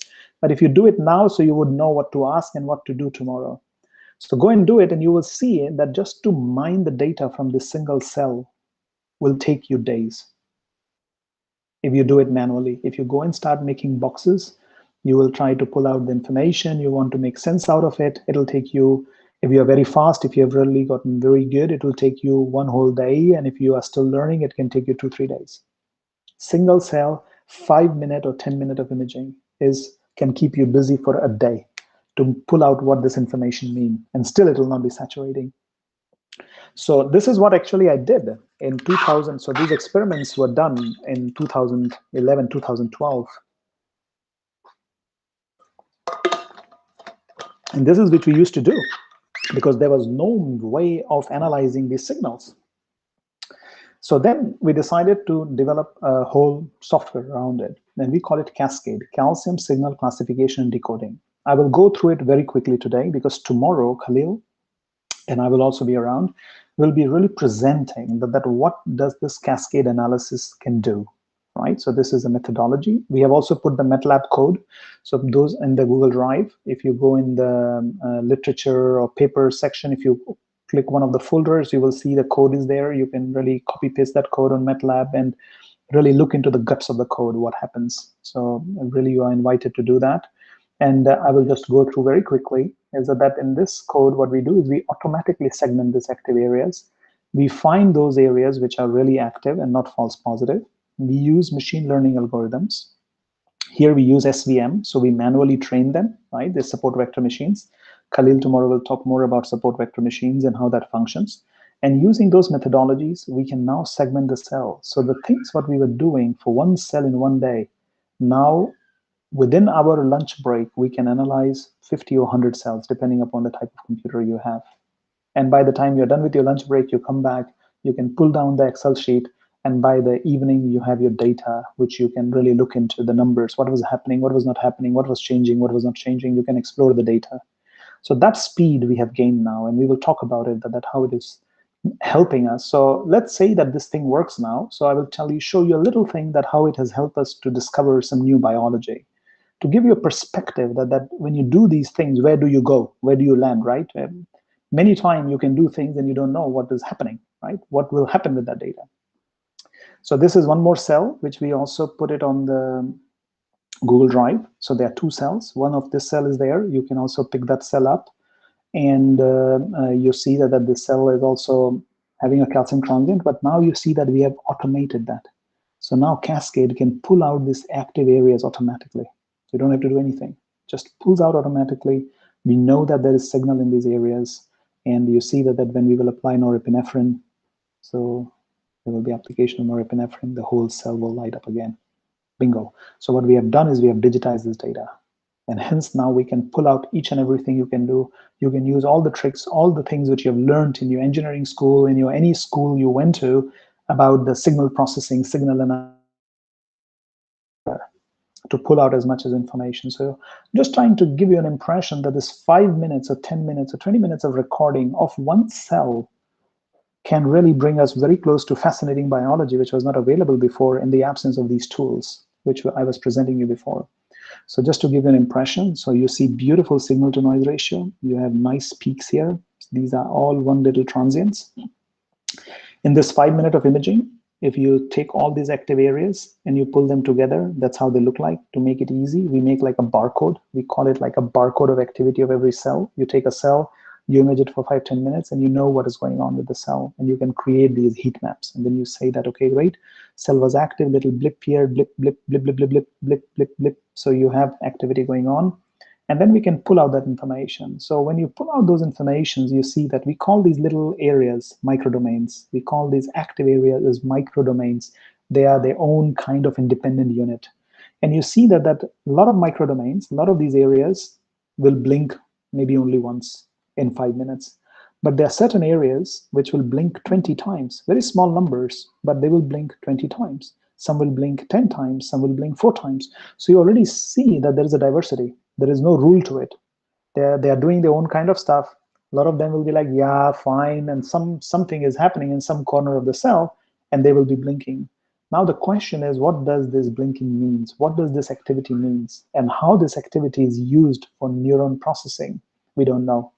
And that is, again, using now the new tools for the data analysis will bring us one step closer to really go, form a hypothesis, take the imaging data, use the new tools for analysis, and go and back check the analysis hypothesis, that whether it is true or whether it is not true. So we can really do now hypothesis testing experiments. Here again, you see when we apply norepinephrine, there is a lot of areas coming up, as you can see beautifully. And this is basically, now you can do it in a blinded fashion, right? You don't have to know. If somebody shows me this trace, I know that, okay, great, norepinephrine was applied, because this is kind of a signature of a cell. So we can now create, like as people created for neurons, the activity signatures of the cells, that how a cell will behave when you apply certain neurotransmitter. So, and you see that we did some math again. You have to do math to show that this is not one cell, but several cells. So a lot of areas get activated. This is correlation coefficient. And then we got inquisitive. We said, okay, great. If norepinephrine can make it, then are there any other transmitters who can make it happen? So we applied DHPG. It is like a proxy for glutamate, let's say. Activation of metabotropic glutamate receptor. It does not do it. We applied ATP. The same ATP, remember when we gave it to area of the microglia and the microglia got activated, this also activates the cell. But in this case, you don't see such kind of synchronization. So you already see that different kind of transmitters, different kind of neuromodulators makes the cell behave in a different way. And it's the signature of the cell. And this is only one brain area. We can now go from brain area to brain area and see that whether this activity signature is there, and to look for the diversity and to look at what is different about it. So coming back to using the 2P microscope, this is the microscope which we use in our lab. We built it, and now we can use it for the live mouse, right? So this is the mouse which is under the microscope, which can walk and do a lot of things. This is the glass cranial window. And now what we can do for the disease, somebody asked a question related to Alzheimer's. So now we have a capability to use the mouse model of Alzheimer's and see when the mouse was pre-symptomatic, mouse has no problem. Mouse was totally fine when it was 2 months of age, depending upon the model you're using. What is happening with the cells? When the mouse becomes symptomatic, what has happened? Whether the cells are dying, whether the cells are changing the connectivity, and when the mouse is dead, really like end stage, totally forgetting a lot of degeneration is happening, how the cells are behaving. So now we can see in the same mouse when the disease is developing, and to really know that what are the real changes happening, which was not possible before. With histology, you can only see pre and post, but now we can form the timing and see what is happening. To give you an impression, so this is what we were imaging in the visual cortex of the mouse, so where area where responds to light. And here we are imaging a lot of cells. So like, right, we were showing 1 million neurons. We cannot do currently 1 million astrocytes, but we did 30, 40 astrocytes. And you see when the mouse is walking on the treadmill, we are doing, and we are also recording the EMG, electromyograms, that means the muscle activity. So when the mouse walks, you see that astrocyte will flash up. So I will let the video loop again. So this was recording is for 1 minute. So, or 70 seconds. So you'll see that when the mouse will start moving on the treadmill, so this is the optical encoder on the treadmill, and this is the EMG recording of the mouse. When the mouse walks, things happen. So now we have advanced a bit more further than the treadmill, because mouse don't walk on the treadmill in their life, right? They walk on more in the 2-dimension in different directions. So now we have built now much more complex, much more fancier system of analyzing the activity in the awake mouse when the mouse is walking around. These are virtual reality setups which we have built in the lab and which we're establishing. And actually Khalil is really helping in developing methodologies to really take and analyze these data which we are getting from these fancy virtual reality setups. So just to give you an impression, for us, a biological activity has to be put in context of biology, right? An activity cannot be just shown and say, okay, great, something happens. So that's what we did. So now when you make whenever we made the mouse walk, you see that the astrocyte activation is happening here. As you can see from here, the color, different astrocytes were coming up. And we will that why, when we were imaging something in the vision area of the mouse, where the mouse processes the vision, something was happening when the mouse was walking, which should be the work of the motor cortex, the motor area of the brain. We were really surprised. And then we found that actually the release of norepinephrine, so the same NE which I showed you, which really activates the entire cell, which happens throughout our brain when you are, let's say, scared, excited, anxious, this is released. Noradrenaline is also known as flight and fight hormone. When you see all of a sudden a snake while walking, all the kind of things which will be happening, that means you know when your heart is racing like crazy because you saw something dangerous, you saw something exciting, you know that your astrocytes are also blinking like crazy. They are really responding in the brain. We still don't know what that response means, but they're responding in the brain like crazy. So that is what you can think about it. And when we block this signaling, we could block this, telling that noradrenergic signaling is what makes it happen. So now how it is useful.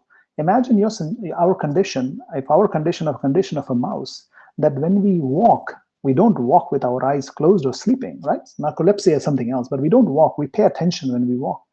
That means that is walking and vision and many of these things happen together. And that is what we saw in these experiments, that when we stimulated the eyes with the light, right, LED, light, and when the mouse was walking, the astrocytes were going bonkers. They were really responding heavily, telling that usually the brain works with several stimuli. It does not work alone. You don't just get light and you are like only staring at the light. You respond to it, you do it, your motoric function, you feel something, you sense something. And this is what is enabling us to now look into this integrated activity within the brain. So this is what kind of experiments we can do. To give you an example of a single cell. So see, now we were very interested in that, can we look the single cell mouse brain? And this was a challenge in the moving mouse brain, because the mouse, when it is moving around, or when we move around, our brain moves a bit. And we are talking about micrometer movement, which our eyes will not see, but they are good enough or big enough to mess it up. This is a single cell astrocyte, which is in the mouse, just active. So you see that again, these astrocytes are flashing in the same way as neurons are flashing. And when we will make the mouse move, so when we are flashing LED, they have more signals. But when you see that the whole cell comes up. So what we were interested in is that great, there are two things. One is that there is some activity going on spontaneously. And the other thing is that we can induce activity. So we got interested that, okay, great, what these two activity means. When you induce something, then cell is doing something. But when you don't induce anything, when you're just sitting, when you're quiet, you're not doing anything, maybe you're looking and staring out of the window, cell is doing something else. What does this activity mean? So we wanted to understand the molecular mechanism of these activities, which turned out to be a very humongous task. It took us 2 or 3 years. So we went inside the cell and we started looking at the different pathways which regulate calcium. So in astrocyte, as I was telling you, a lot of calcium is regulated by G protein coupled receptors, very similar to what is regulated in our heart muscle cells. Also, the G protein coupled receptor signaling plays an important role. There are different receptors like IP3 receptors on the endoplasmic reticulum. These are internal stores of calcium, which regulates this calcium release. And it was known that these calcium in the astrocytes are handled by IP3 receptor 2. So it was shown that if you take a knockout mice which are lacking these receptors, they don't have any calcium transient. But these mice were fine, which was surprising that if you remove certain kind of activity, the mice are okay. Well, they don't die, of course, right? The dead is not, but they behave normally. Now more experiments in the labs in our lab is indicating that they are actually not fine.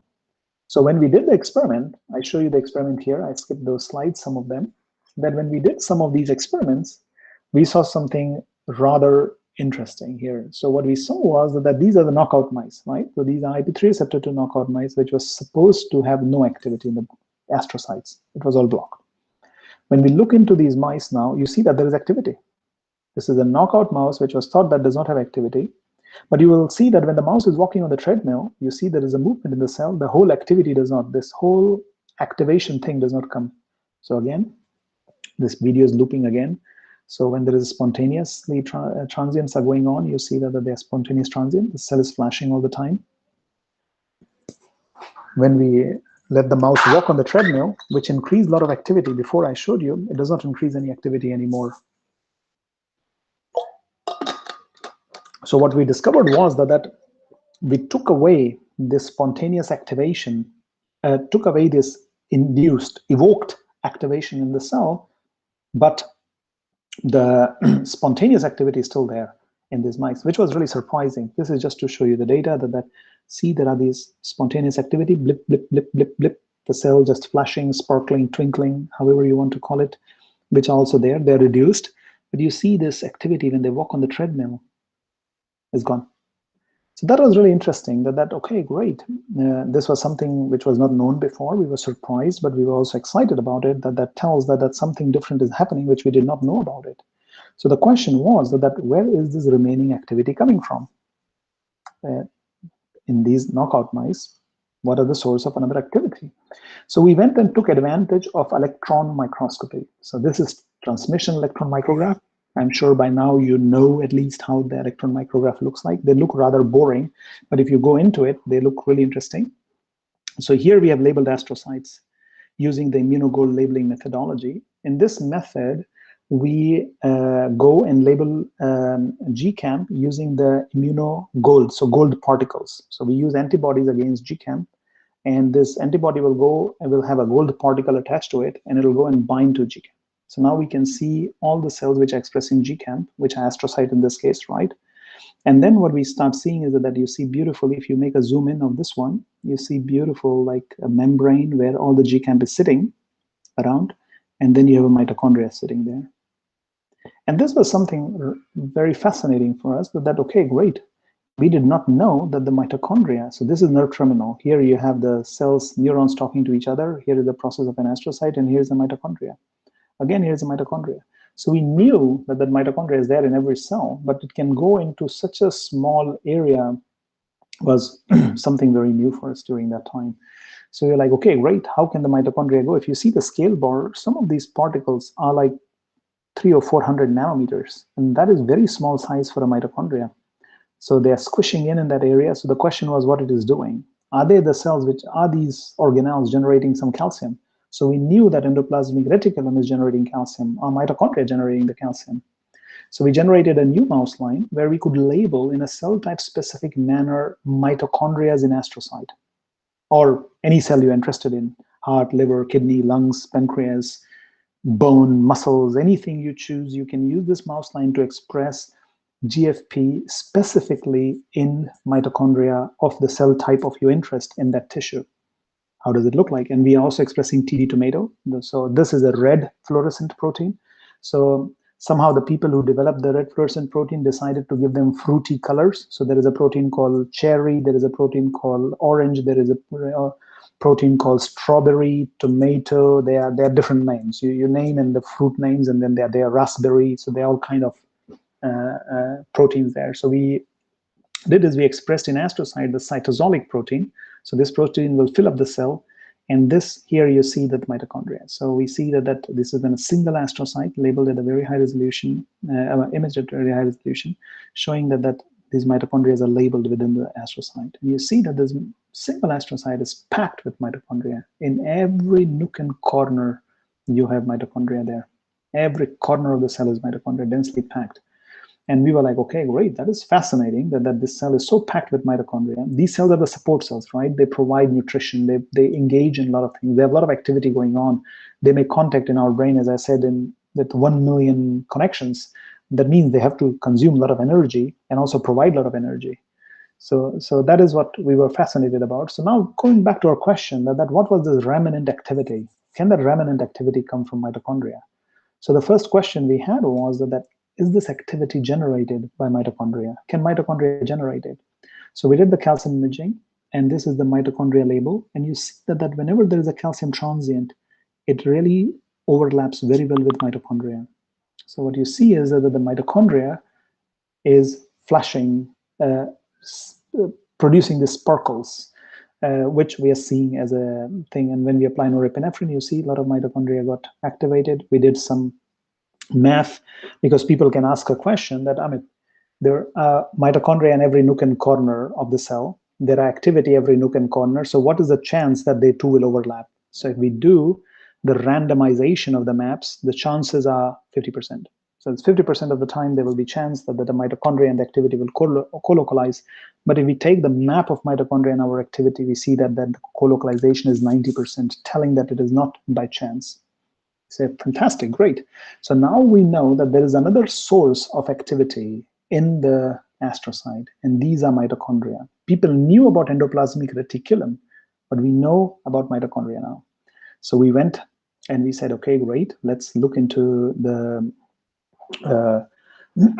mitochondria now. So what we did was that we did some pharmacology. We applied the blockers of calcium efflux and influx. So those exchangers, uniporters, or receptors and ion conductors, you can say in more easy language, we just went and blocked all of them. So we applied a bunch of drugs, and we say, let's block all the mitochondrial calcium transients. And then we took IP3 receptor to knockout mice, where the activity was still there. And when we applied these blockers, we saw that all the activity was gone, really sealing it that well, in astrocyte, the form of activity which we thought came from the extracellular calcium coming in, or the calcium coming out from the endoplasmic reticulum, but there's one more source. So we have discovered a new source just because of the advancement of this technology and the inquisitiveness that what is this activity doing, that this might be coming from mitochondria.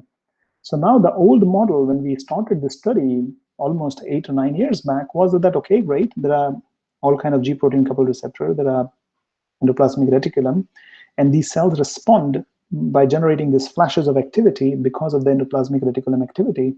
And we have now put a whole entire organelle there, which really shows that how this activity is regulated and can be participated by mitochondria. And then you might be thinking, is that okay, great, why is mitochondria involved? What is the reason behind it? You know that from our almost primary school, we are told that mitochondria are the powerhouse of the cell, right? They generate ATP, they generate energy, they generate the currency of our energy, ATP. So they are powerhouse of the cell. So we think is that by this methodology, astrocytes, when they are talking to neuron, and I told you in the beginning that they make the contact with blood vessel, they are the cells which take blood things out of the blood, the glucose or so. So these are the ways probably the neuronal activity, the brain can regulate its energy demands. It can tell, hey guys, we need some more energy. The signaling happens, the calcium signaling happens, mitochondria will make more ATP. Otherwise, when the cell does not, or our brain does not need a lot of energy, it can really put it down. And it can have a lot of implication, for example, in stroke. We are seeing the increased number of stroke all over the world, especially in India, because we have a lot of propensity of cardiovascular diseases. Stroke is one of them. Stroke is like, let's say, as you have a myocardial infarction, which is kind of, let's say, heart attack, you call it. Stroke is more like a brain attack, like you have a large areas of the brain dying because of the improper energy supply. And now we are trying to understand that how astrocyte might be involved in regulating the stroke. And if we understand this biology better, can we now use some of this biology to really reduce the damage which can happen in the stroke? So this is just to show that we have added now, and in the lab, we are really investing a lot of time, energy, and efforts to really understand what are these mitochondria doing, how are these mitochondria structurally organized, how these mitochondria handle calcium. So just to put the point down, so this is the last slide of the second part, then I will take more questions if somebody have question, and then we can move to the third part. So here, to bring everything together, is that in neurons, the soma of the cell is a hub. So it collects information through dendrites from everywhere, processes the information, and puts the input through axon, as you can see, by putting these action potentials, right? Tuck, tuck, tuck, tuck, tuck, tuck, tuck, tuck, tuck, tuck, tuck, tuck, what we heard before. That's what they do. So the hub, the soma is the hub. But in astrocyte, we think that these little processes, which are nanometer size, are their own independent unit. They are the signal processing unit, which can do their own stuff locally. And in those areas, we have now put mitochondria. So if you look figures of the astrocyte processes before what we have discovered, you see that there is no mitochondria. And now at least we insist that the mitochondria is there, and it is very actively regulating not only the cellular energetics, but the calcium signaling. The cells can listen to different cell. Imagine a scenario that this cell can listen to the neighboring cell, what is happening, can integrate that information, tell its mitochondria, make some extra food so that the neighbors can be happy. It's kind of like all the neighborhood interaction which is going on. And if these interaction breaks down in a neurological disorder, imagine a scenario when a neuron is sick. It cannot tell the helping cell side that I'm sick, I need help, because it cannot talk anymore. The cell will not help you. And this can increase the cascade of neurodegeneration. So these are some of the things which we are exploring in the lab now to really understand the next step. And before we move into now the more bioinformatics cliche these days of this genomics, I would like to take some question for this part of the talk.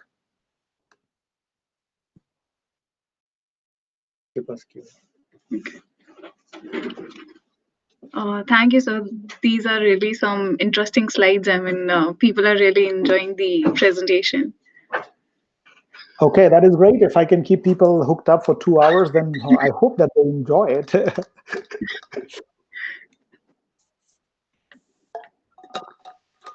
So let's see if there are some more questions, or there are only thankful stuff. Probably not many people have the questions here, or am I seeing the entire chat? I have no clue what is going on my screen. Am I seeing things? Am I not seeing things? I at least see the last, maybe I need to probably update it. So let me see. There are some. So Roshna Pramanik has asked you a question. Okay, so now I see now that things have updated. So yes, so Roshana or Roshna, you will read it. Okay, Roshna Pramanik. Hello, Roshna. I don't know which part of world you are in. You are in India, where you are, but let's see your question. Sir, can CRISPR be used to induce increased expression of calcium in astrocyte to modulate the activity? Excellent question. Let me think about it. Yes, you can use CRISPR. Actually, what is CRISPR-Cas technology, right? I'm sure that by now, because of the Nobel Prize in CRISPR technology, you all know about it, right? So it is a method of genetic engineering, easy gene engineering, right? You can go and change bases. You can change a large segment of genome. You can try to express something. You can try to remove something. You can remove the disease gene easily. You can implement the rectified gene copy in there. It will take some time to reach human, but of course it has reached animals and definitely in plants biotechnology field. So now the question is that how can you use the gene engineering methodology? Now it has become easy with CRISPR to modulate, let's say, not increase, only modulate calcium activity in astrocyte. Actually, that is what is the realm of optogenetics. So what we are trying to do in the lab is to develop new optogenetic modulators, we call it in the lab. So we have a bunch of proteins in the lab which we are trying to use to modulate the calcium signaling. So one of the idea using the CRISPR-Cas technology will be is to take this protein, integrate into the mouse genome, in, let's say, our favorite cell called astrocyte, oligodendrocyte, or neurons, any cells. We can do it by Krylov-Sp system. And then what we can do is that we can use chemogenetics instead of optogenetics. So we can take these effectors and then say that let's say when mouse is learning a task, to discriminate between a good stimulus and a bad stimulus.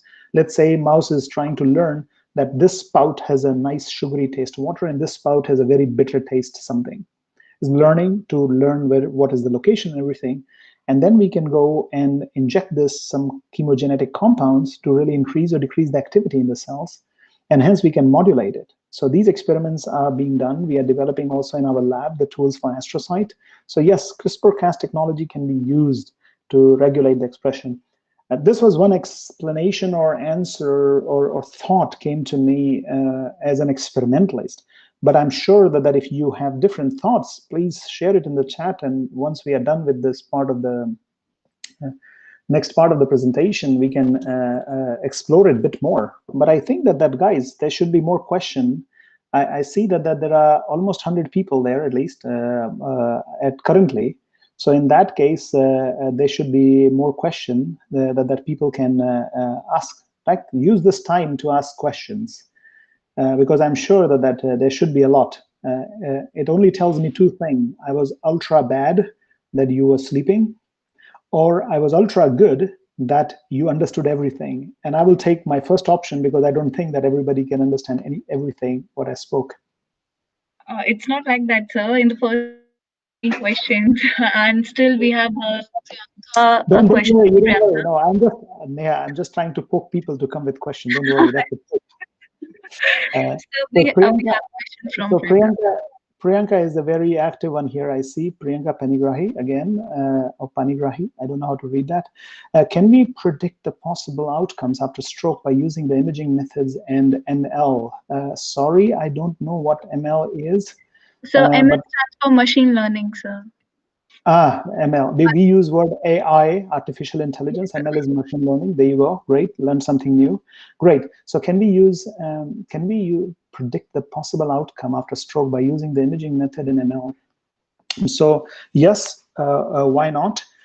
I think that if you're talking about human, then people do it, right? If a patient has a stroke, the first thing happens, that person reaches in ICU and they will take a very quickly MRI scan. And with MRI scan, you can see some lesions in the brain. If it's a micro stroke, you will see smaller lesions. If it's a major stroke, you will see almost a large lump of the brain completely dying. So that can happen at MRI level. And I'm sure that what is happening now is that you need a very trained. So what I think where AI or ML can contribute is that some of the things which people are doing can be taken over by basically, let's say, machine learning methodology. So now you need an experienced radiologist to look at your scans, right? For MRI scans.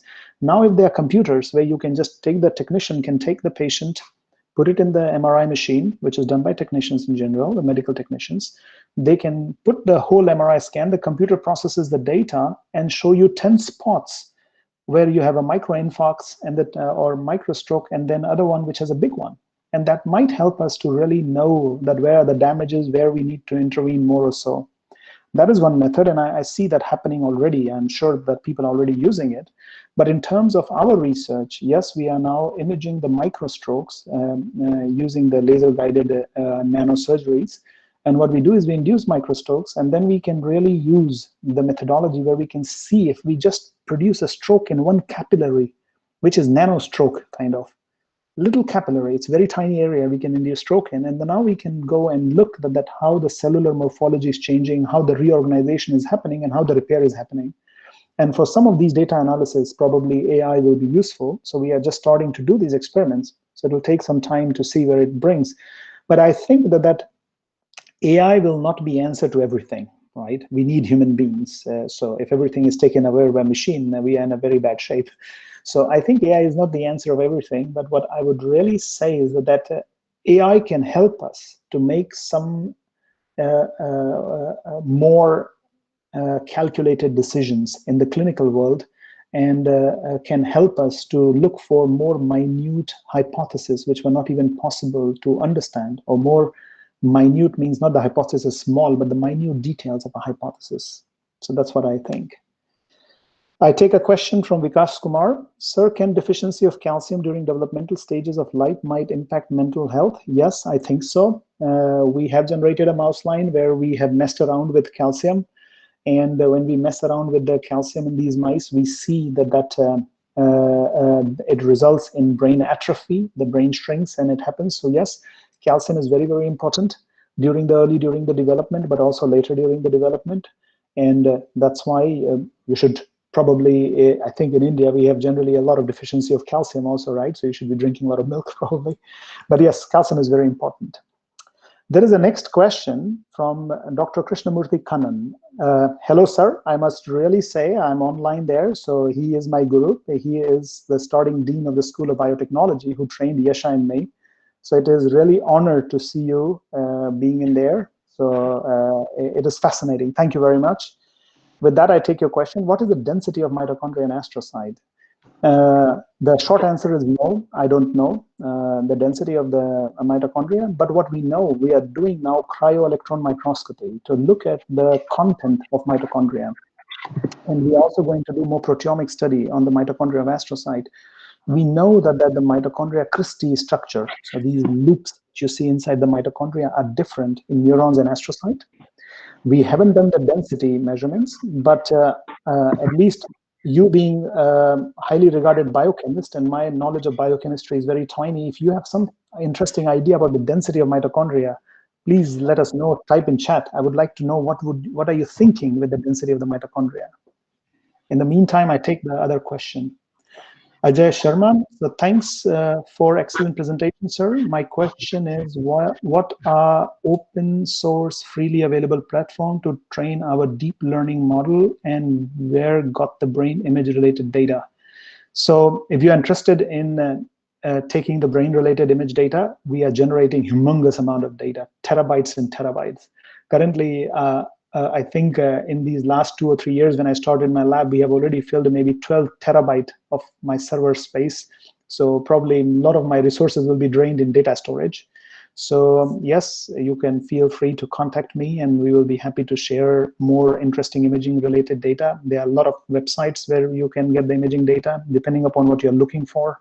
If you're looking for electron microscopy data, then there is a very interesting project which is put up by Princeton University. It's called FlyWire. Look at it, it's a fantastic area. There's electron microscopy data there you have from the Drosophila. If you're interested in the gene expression data, then Allen Brain Institute have put up gene expression data.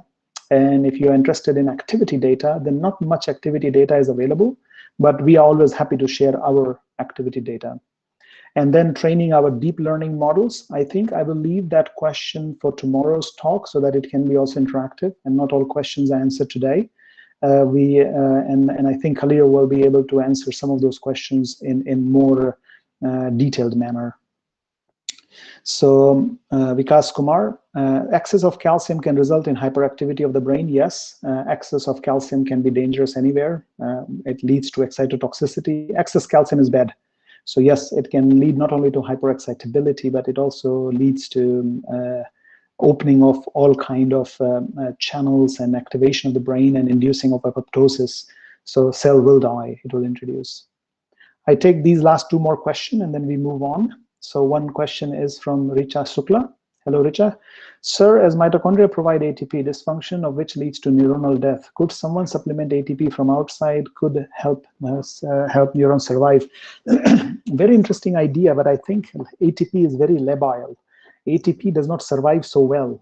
And I think ATP will not cross the blood-brain barrier. So I think by just taking one spoonful of ATP will not be a good idea. Probably, I don't know, I never thought about that. What will happen if you eat one spoon of ATP? But probably you will start running around because of some other kind of activation in the body.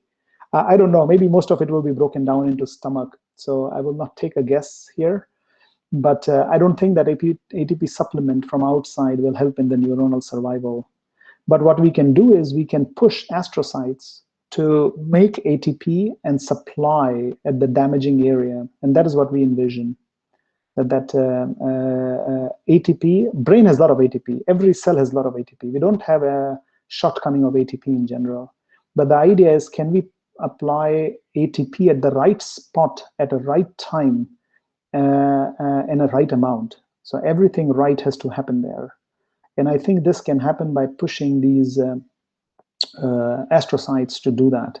And we have some ideas and we are using chemogenetic methodologies, and probably some of these methodologies might be used for those purposes. But currently, maybe in a couple of years, if you ask me that question, maybe I'll be able to answer you with some experimental evidence. And yes, so this is the last question I'll take. Yila Lakabra, I think, sorry if I messed up your name. Yila. Sir, can the described technique be inferred to have diagnostic potential? So now the question is, we have described a lot of techniques, so I don't know which techniques we are talking about. Maybe you can basically give a bit more outlook of the techniques. But of course, some of the things can be used for diagnostics, imaging diagnostics currently, right? And maybe also from the blood biomarkers, about which I will come now. So that is a good question to start with. How can genomics, neuroscience, and some of these things can be moved toward a diagnostic to use?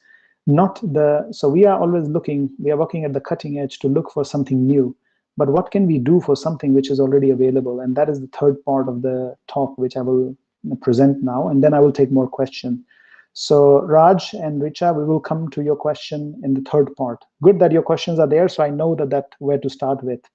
So moving on to the talk. So how should we do again? Just start sharing the slide. Yes, sir.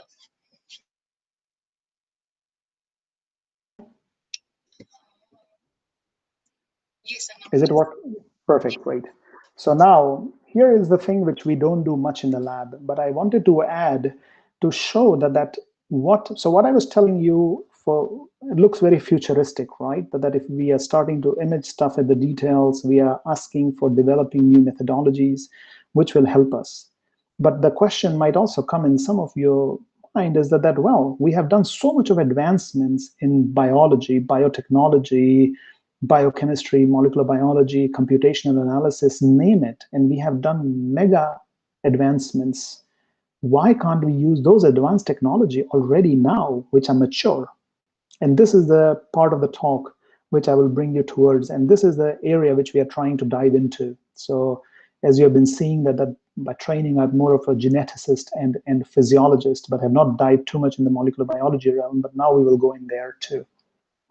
So this is the technology which is called single cell RNA sequencing. So we will get into there, what is going on there.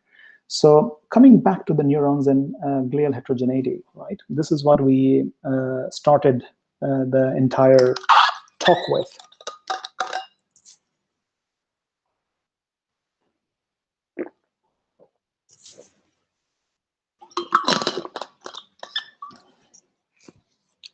So here, these are, as you see, that neurons are heterogeneous population, and as well as glial cells.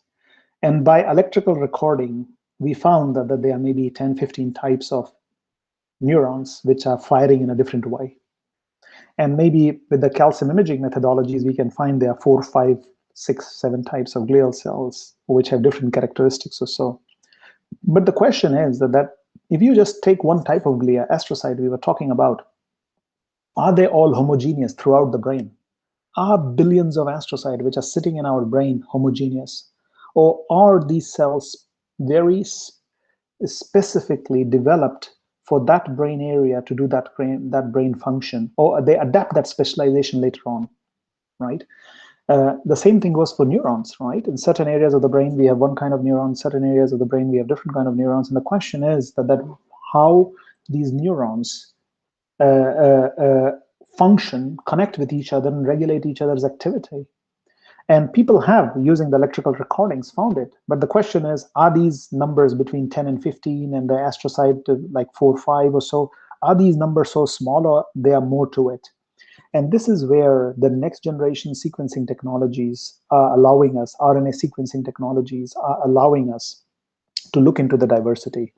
And that's where the next part of the talk goes, to show you that what has been developed in last 20 years with the genomic explosion is now changing the neuroscience forever.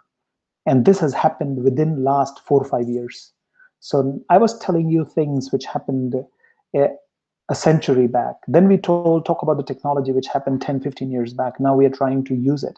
But now we are taking fast forwarding those technology which were developed already 15 years, and now to see what it is doing. And it's doing explosion in neurosciences. And what is happening now? So the methodology is that this happened because of the possibility of sequencing RNA content from a single cell. Yes, that's a very tiny amount of RNA. So you take RNA from one cell, and you can sequence RNA from that cell. And if you sequence an RNA from that cell, we can know that what are the highly regulated 1,000 genes or 1,500 genes or 2,000 genes. And that can act like a barcode for that cell. And we can sequence one area of the brain. We can sequence 500,000 cells, 1 million cells, RNA sequencing. It's a very expensive methodology. It needs millions and millions of dollars to do that, but still we can do that. People are doing that. And then to see that whether the molecular and cellular diversity is there. And if we know that diversity, we can use that molecular information to very specifically modify, modulate, activate, image the activity of those cells. So what happens is that tissue is dissociated. Let's say here it is brain. We dissociate brain, and you have some astrocyte. You have astrocyte is here looking like star. You have microglia looking like this angry spiky cells. You have oligodendrocyte. Here you have neurons. Different kind of neurons are dissociated. And then we sequence single cells, and then you get the gene profile. So gene 1, gene 2, gene 3, gene 4, which defines the population of the cells. So this is the main basis of this technology. And this technology is based on one advancement which happened in microfluidics. So how does it work? Just to give you. So this methodology is used by company 10x Genomics. And really the whole equipment which can do that is smaller than now our desktop printers. They're really tiny machines now. They are not complicated, large, complex machines. And what happens is that here you have like a, what we are trying to show here is that with microfluidics, the idea is to trap in oil one cell in each droplet of oil. So this is the method which is going on. There is a sample feeding in, there is a gel beads going on, and here you have the oil which is packaging it, and then you have single cells sitting in one oil droplet. So this is the methodology where you put one cell, one droplet, oil droplet. And what you can do now is that once you have this one cell which is attached to an oil droplet, you can barcode that cell. So you can put a barcode, a unique code, which is proprietary of 10x. So there's a 10x barcode. These are little DNA sequences. These are the barcode which are attached to these little cells here. So they are attached. So now what will happen is that the genetic content of this cell will have the same barcode attached to it. So that later on, when the cell is sequenced, you can go and tell that, okay, great, what are all the genes which were present in this cell? So this is what the whole idea is. So you collect hundreds and thousands, however expensive project you want to do. These projects can really range in tens and thousands of dollars, reaching up to millions of dollars. So you can collect as many cells as possible. They are uniquely barcoded. You do reverse transcription PCR to change into cDNA. RNA is very labile. You do, and then you pull it, and then you do the sequencing. So you do. So this is the amplification step also sometime because the content is very low. So then you have gene 1, gene 2. So you get the cells like that. So you have the input single cell suspension, and then output you get the partition profile of the cells with a barcode, and then you can use that material. You can mix all the content now, right? Because every cell, the content, the genetic content, the RNA content of every cell has a unique barcode. So then we can later on, by computational methodologies, bring that and cluster the cells and find the identity of the cell. So there was very recently a paper published, actually last year, by a group of Stanley and Arson. And this group, what they did, they took the whole mouse tissue, brain. They took some cells from the gut, enteric nervous system. You must have heard the word gut feeling. Yes, it also has its own nervous system, and it's really not a joke. Our gut has its own nervous system. So gut feeling has some real senses for neuroscience. Then you have the spinal cord, which is a peripheral tissue. And then the brain, you have striatum, olfactory bulb, hypothalamus, hippocampus. These are different areas of the brain. For example, hippocampus is the area which is very important for memory and learning. Amygdala is the area which is related to our emotions of the brain. Olfaction definitely is related to we smell. And these days, olfactory bulbs, olfactory neurons are very much in press because it seems that SARS-CoV-2, so the SARS virus, the COVID-2, SARS-CoV-2 virus, the COVID causing virus, SARS-CoV-2 can enter the brain through the olfactory neurons in there. So it's there. Now you have the cortical area, which do a lot of processing. You have a midbrain area where all the different neurons are sitting, which is regulating our heartbeat, our breathing rate, and a lot of important function which we don't pay attention to, but which are taken care of as a midbrain. So they took all this area and they made the single cell suspension from this. And they sequenced 500,000 cells. So the genetic content of 500,000 cells, which is quite a lot. And then they separated a lot of different cell types, right? Neurons, enteric neurons, the neurons from the gut, mesencephalic neurons, you have the midbrain area and all the hindbrain area, cerebellum, which is the area of the brain which regulates our fine motoric activity. So these are the neurons there. You have then you have neural crest cell immune cells, which will be microglia, oligodendrocyte, which will form myelin. And then where is our favorite astrocyte, astroependymal cells. So these are the cells which are also astrocyte-like and also attached to the blood vessel. And you see that they all cluster in a very, because they have certain gene characteristic, right? We have markers by which they cluster together. This clustering technique, which you see, is called Tisne plot, T-S-N-E, Tisne plot it is. It's a clustering methodology where you can cluster millions and millions of data points in the two-dimensional space. And once you have clustered, then you can, on the basis of the gene expression, you can start separating the neurons or astrocytes or brain cells. And you already see that we started with 10, 15 cells. We thought there are 10, 15 kind of neurons, maybe in total 5, 10 kinds of glial cells. But now you see that we are reaching the number in hundreds. We are seeing that there is a huge diversity on excitatory cells, so huge diversity already on inhibitory neurons. So let's say the hippocampus, the area which is regulating our memory and brain function, tiny area in the brain, right? This area, which is also involved in epilepsy, it is involved in a lot of stuff. There are 47 classes of cells they have been identified. Now, if you just take and just put them together, so these are the inhibitory neurons. These are the neurons which inhibit our brain neurons, which are activating our brain. And we thought there are a handful of them. There are already 16 types of them identified now on the expression of the genes. They have different kind of gene. So for example, all of them will express DLX, but only few of them will express LHX6 or SOX6. Some of them will express NPAS1, some of them will express PAX6. So you see that just by gene expression, we can separate the cells. So now let's say we make a mouse line where we can, which works in the system that it has to express DLX1 and PAX6 together, we can target those neuronal population. Then we have pyramidal neurons, which are already 13 kind.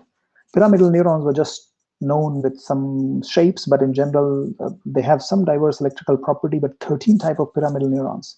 Now we can go and study not only the activity, but we can go and modulate the activity using the modern methods of optogenetics, as somebody asked in the question.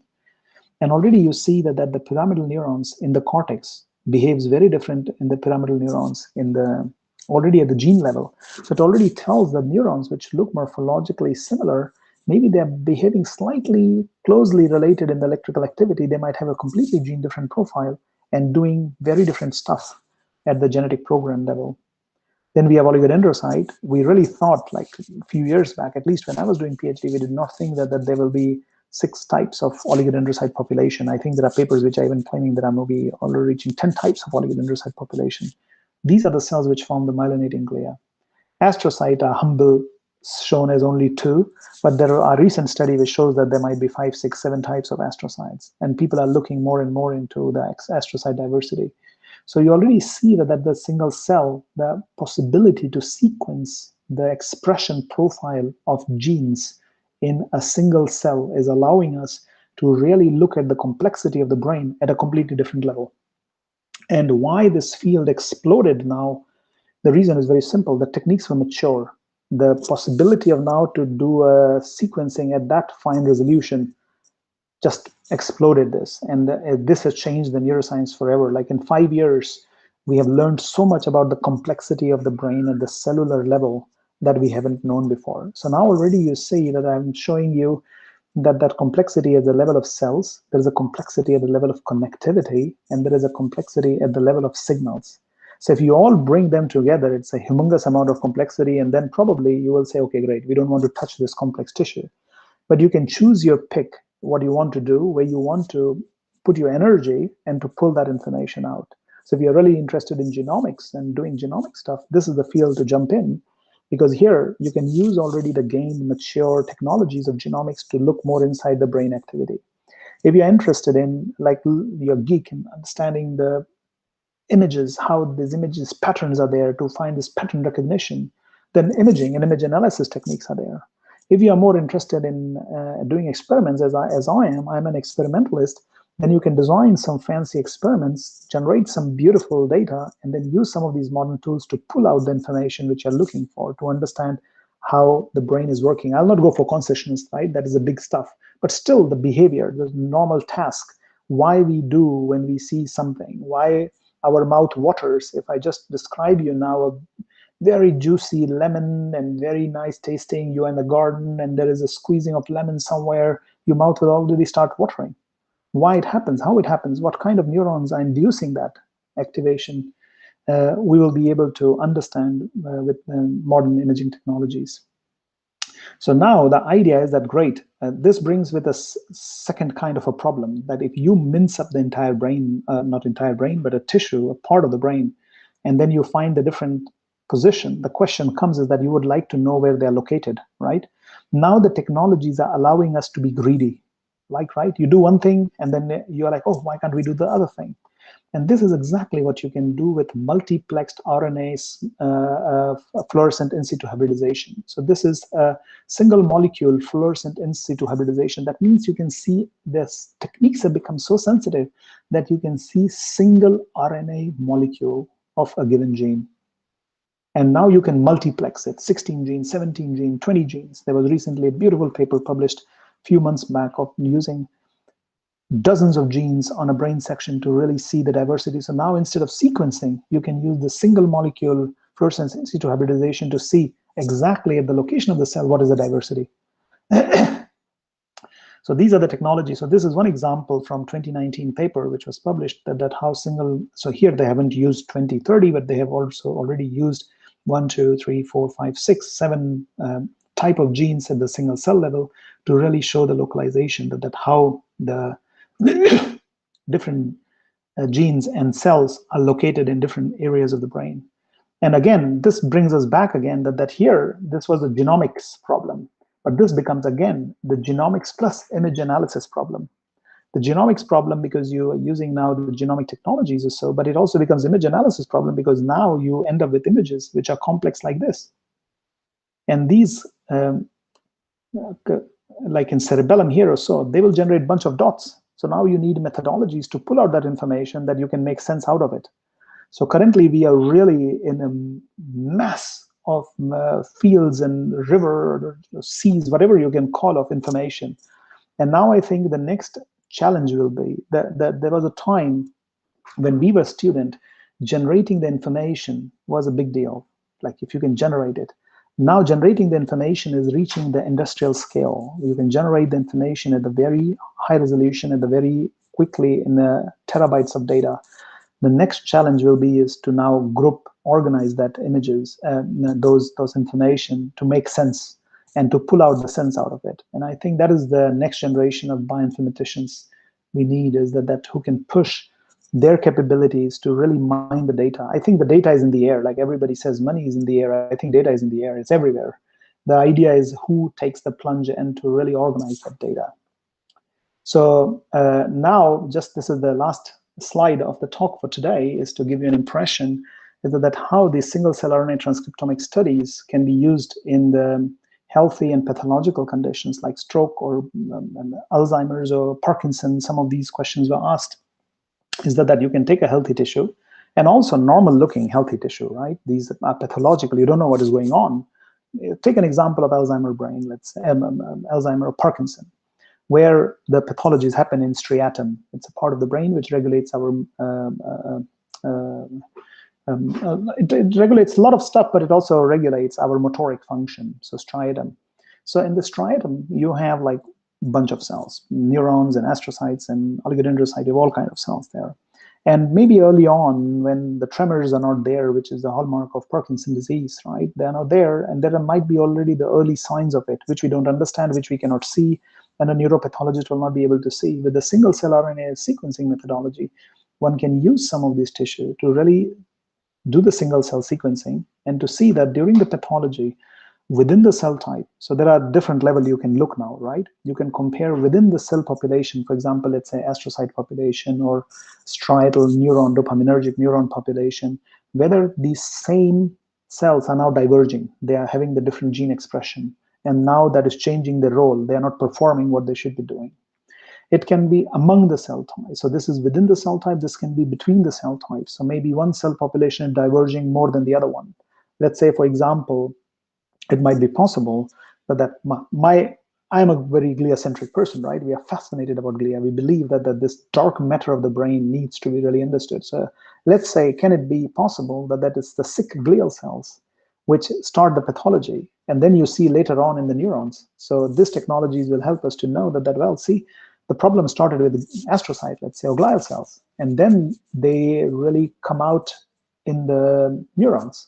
So the problem is not the neurons. They are killed by improper support or improper activity of astrocytes. So we should go and repair them. But currently we are trying to prevent and repair neurons. Neurons are not a problem at all, probably. Just an hypothesis. And then between the tissue, you can take the striatal tissue, but then you have substantia nigra. Where are these dopaminergic neurons which are releasing dopamine?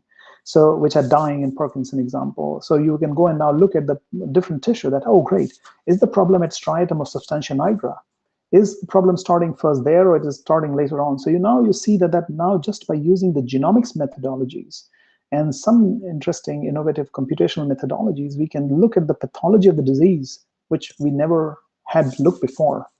And I really believe that in the neurosciences, this is really a revolution. Why? Because we don't have to really get rid of a disease like a brain disorder. So we just have to slow down. Our neuronal processes are so slow, namely, right? Many times you see the dementia when you're already 60, right? Or 70. That is already late, but the damages have already been happening by the time you're 40. But you just don't see it because things are slow. So the dream will be that if we know where the problem is starting, and can we do early intervention, and can we shift that curve from 60 to 70 to 70 to 80 or 80 to 90, and if we can have a very, let's say, fruitful, not being incapacitated, sitting somewhere or so, very happy, healthy life instead till 60, but till 70 or 80, I think we have achieved our goal in the modern medicine. So that is the thing which really excites us, is to use these modern technology which are coming to really understand how our brain functions, how our brain, what happens during the pathology, and can we find some early intervention which just delays the process, which slow down the process. And if we slow down by 10 or 20 years, voila, we are good. We will be happy and young like 60 when we are 80. And with that motivation, we do the research, and I hope that I could ring some interesting bells in people who are listening and excited about neurosciences, and to look neurosciences in a very different way. And with that, I would like to really thank excellent people I have a chance to work with. And I think as a scientist, this is our gift, that we have people with work with. So these are people in my lab working on the project. Khalil, as I said, is an engineering student in the lab. He is developing, and you will get to hear from him and see him tomorrow.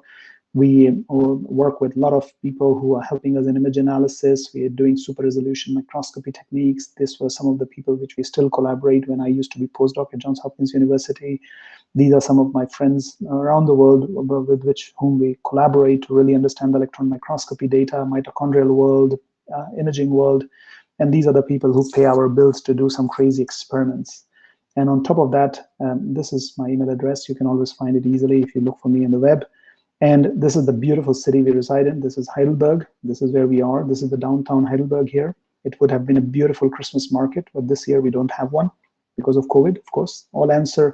Today, the answer to every question is COVID.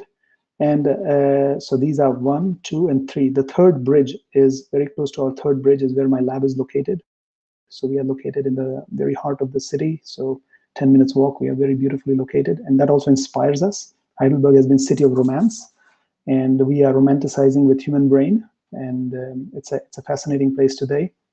And with that, I would take more questions from our colorful glial side of the brain and a very mathematical neuronal side of the brain. Thank you very much. Before I go, I will say that for tomorrow's session, please go to the Google Drive. Whoever is interested, download the images, play with it. Just, you don't have to do anything. You don't have to put who is interested with MATLAB, get the MATLAB code, get the image JPG, download from there, have it the calcium imaging, try to do some manual analysis, explore the data to give you an impression that how new technology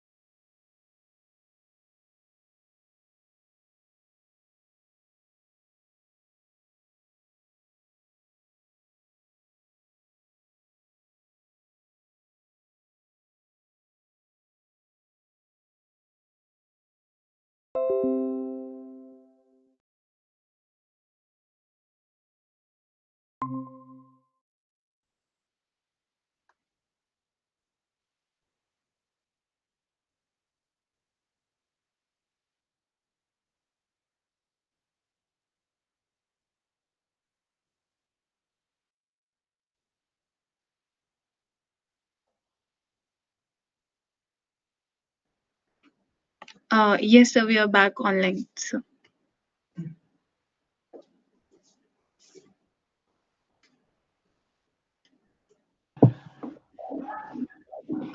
Sir, can you hear us?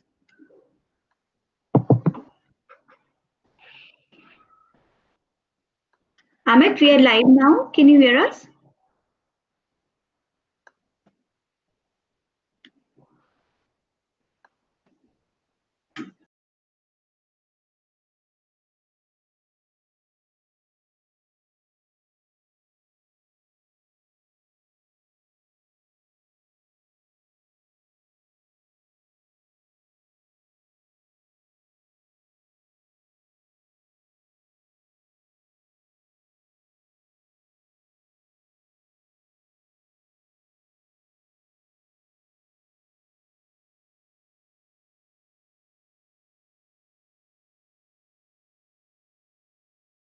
We are there. You are there, right? Yes, sir. Can you hear us? Oh, I'm disconnected.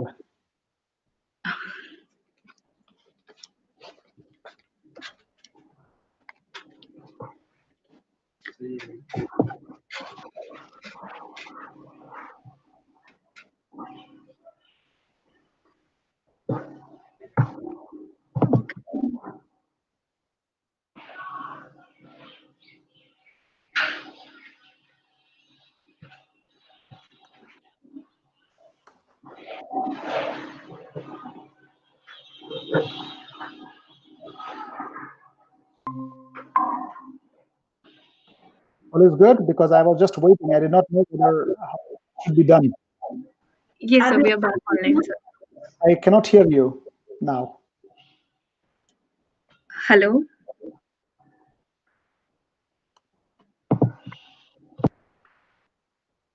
At least I think I can see everything. Do you hear me? Yes, sir. But I cannot hear you. Um, 1 minute. hello? Can you? Yes, now I can hear you. Okay, sir. So now how should we do? So everyone can hear me, I guess? Yes, I sir. hope. Yeah, you're audible. Very much audible, Amit.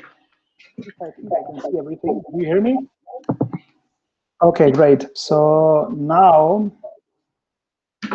Yasha, I will put some pressure on you. No question has come from you, so you and Neha have to ask one question by the time I'm dealing with the question. So think in the meantime. Sure. But how can it happen that the people who are moderating the talk will not ask a question? So let's go to the question there. There's some questions. So as I said, I will start with Raj Kumar's question, and his question is, what type of brain cells are activated by GPC choline? The answer is very easy. I have no idea. I know that choline is a metabolic product of acetylcholine, which is a neuromodulator. It's a very important one in our muscles, but in the brain also it is used. But I really don't know what cells are activated, and the word activation is very generic. So the question is, what do you mean by activation? Whether they are firing action potential for neuron, or whether they are increasing calcium transient, or whether they are moving from one place to the other. So really, I really don't know what activation mean here. But if you can be specific, we can talk about it. Richa asks a question: Can we help? Can we take help of nanotech? Yes, you asked the question before, and now the nanotechnologies are helping, as you can see. Dr. Kannan has a suggestion that 50 milligram of ATP in our body, it generates 195 kilogram and breakdown in 24 hours. So that is interesting information, but I think we will be able to find, and I think that the cells, the mitochondria and astrocytes, are handling ATP in a very different way than in the neurons.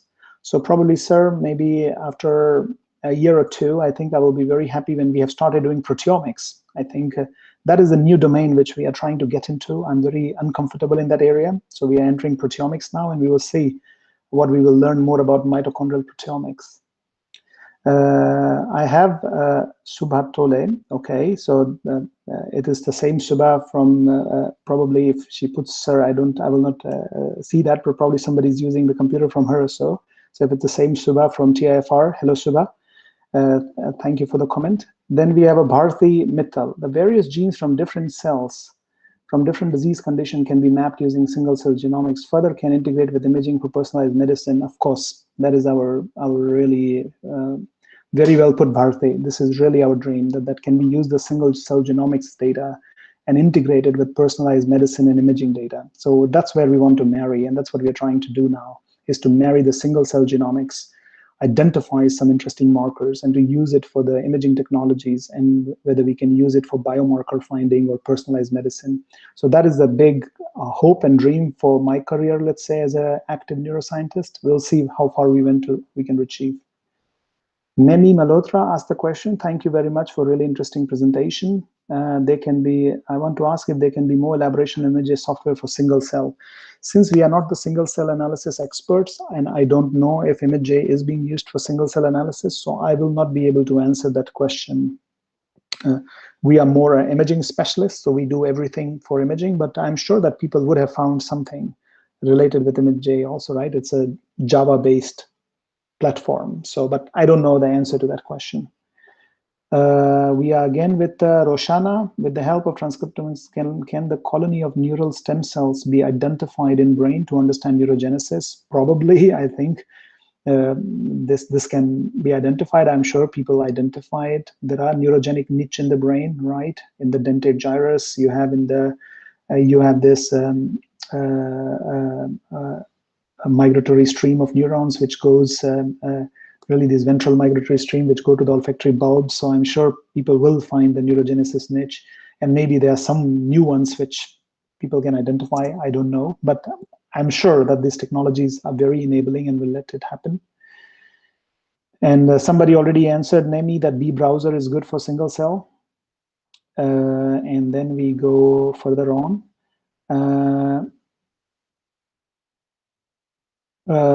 There is, let me see, yes, here we go.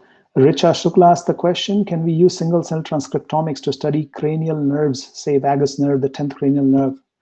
Could we be able to analyze the biochemical changes in the neuron? Probably we will be able to understand the gene level change in the neuron at the level of activity. People are doing it, but I really don't know what is the specific question related to vagal nerve or cranial nerves. So for example, yes, if the cranial nerves are connected to certain output tissue, and if something happens there, and then you have a problem in the activity in those neurons, and then you can use some activity regulated genes like CFOS, ARC, some of these genes to see whether there is a modulation or changes in the activity. Yes, that can be used. But currently, that's all what I can attempt on from what I understood from your question. Then we have Priyanka, again the question, is it possible that any biological mechanism or biochemical activity lead to structural changes in the brain cell? In general, the brain cells are very dynamic. Neurons are very dynamic because the spines have dynamics, these connections where they connect with each other. Glial cells are very dynamic. As I showed you, within seconds, the cells are changing their morphology, right? The microglial cells. The other astrocytes are also very dynamic. They have flashes of calcium all the time, and they probably are also going the structural changes. So I would say that yes, anything which is happening within the brain will bring structural changes. But the question is that to use as a disease marker, it's not easy. Why? Because the question is that in the human medicine, the challenge is you want to have a patient alive, right? You don't want to look into the postmortem brains. And many of the technologies which we talked about cannot be implemented in human early on, right? Randomly, you will not catch a person on the street and say, let's look into your brain. So we need markers which are easily readable, right? In the blood, in the spinal fluid, or people will not like to even have a brain biopsy done, right? So there are things which becomes much more tedious and complicated in human. So this very small structural changes which we might see academically and is very interested in answering questions, one has to look for what is the counterpart. What structural changes lead to change in biochemical pathway, maybe lead to changes in the release of certain biomolecules, which we can see in our blood or ACSF or something like that, or not in urine probably. So these are the things which become really difficult in human diagnostics. And then I think we have taken care of all the questions. at least at all what I can see. If I miss someone, then I don't know. Now the turn is for Neha and Yasha. Yeah, Neha, you have a question to pose? We don't hear you, Neha.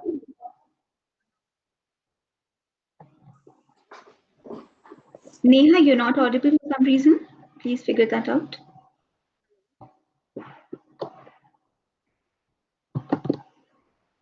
Okay, by the time Neha figures it out, Amit, can you hear me? I hear you very well. Thank you, Yasha. Yes, yes. So Amit, being a bioinformatician, I would obviously be, more interested in knowing if human brain can be simulated in situ, meaning that if brain and its working be, replicated on a computer, and if yes, how far have we reached till now? Excellent question. Billions of euros and dollars are being spent on this.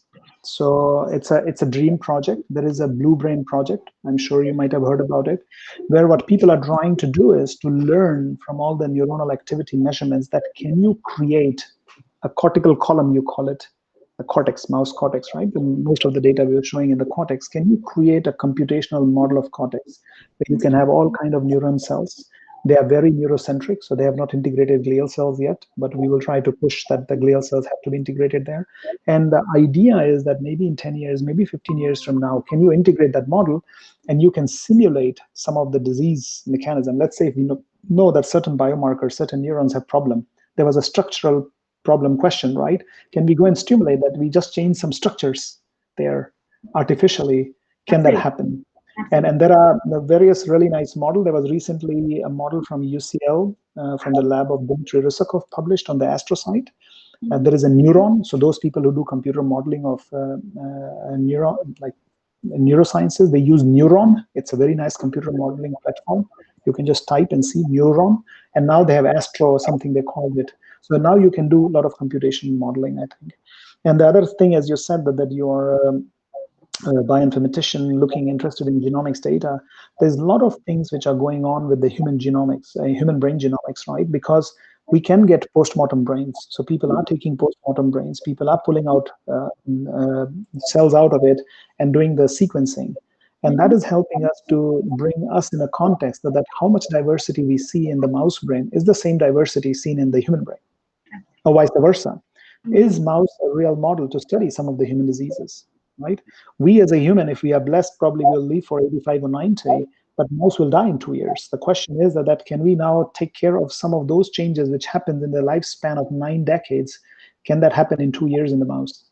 So there are a lot of questions which one can in relation to the genomics. So as a bioinformatician, that's where you can contribute to the neuroscience, I would guess. Neha, did you figure that out, or do we move ahead? Hello, ma'am. Can you hear me? Yes, you're audible. Yes, we hear you very well. Yes, sir. So, sir, I have two questions. One is from my side, and one is from the participant Preetam Mukherjee. So, Okay. first, I'll ask the question of Preetam, and then I'll move to my question. So, sir, the first question from Preetam is that he wanted to know that how can one be sure of the neurodegenerative mouse model they create, and he was asking in terms of the validation of the model. See, that's why we call it model, right? We don't call it a mouse of Alzheimer's disease, if we take an example of mouse of Parkinson, right?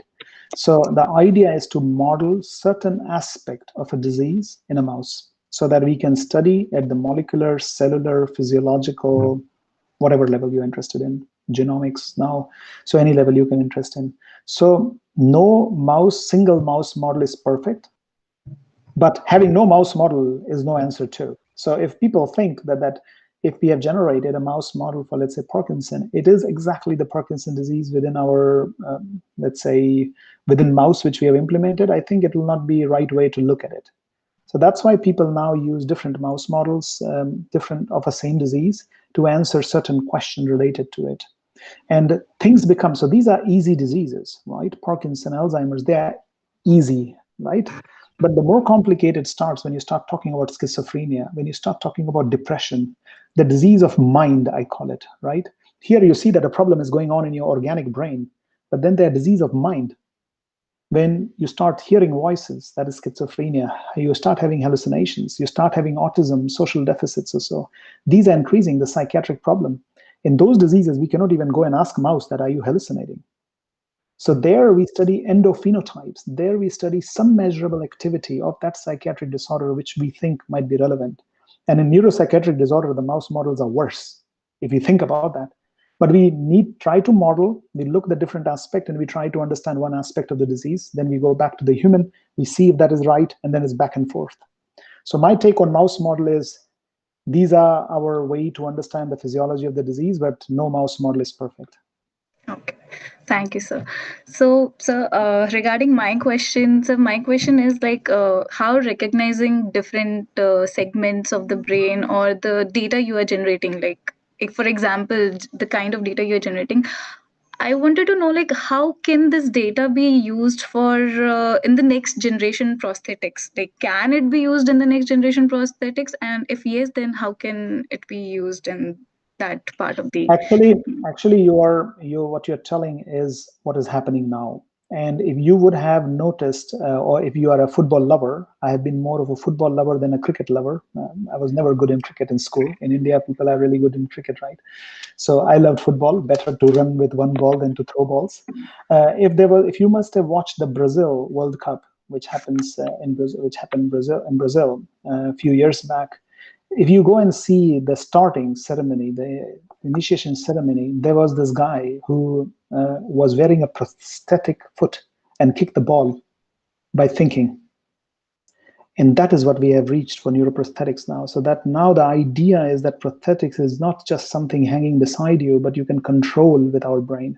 And many of these neuronal activity, basically, which we are able to now map, see by calcium, either looking at calcium or even putting electrodes. Now we have silicon electrodes where you can measure the activity of thousands of neurons together, are helping us to understand that when we just move our hands, what neurons are getting activated.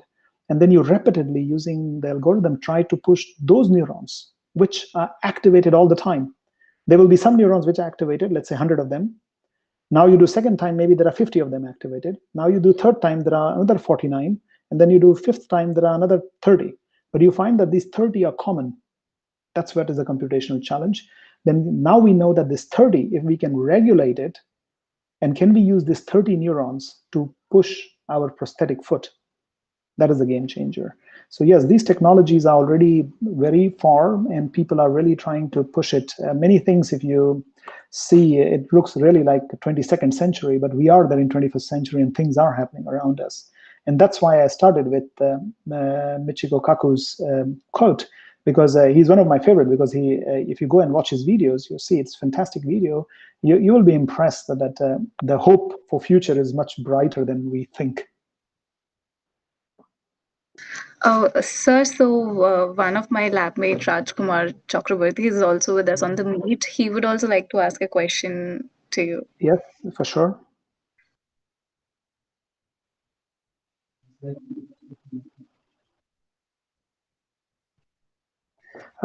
See, the thing is that now the artificial intelligence is being pushed in that far that probably we will not be at the same Robocop like movies, but of course the Robocop's already there, right? If you walk into, I'm sure this is happening in Delhi, Mumbai also, but if you walk into any of these Western cities, there are cameras every corner. And do you think that there is a human being who is analyzing those data? So the cops are already there, a different kind of cops. You don't have a human walking cop. I think I don't want to see that day when there will be a whole robot just walking, looking like a human. That will be kind of scary for me personally.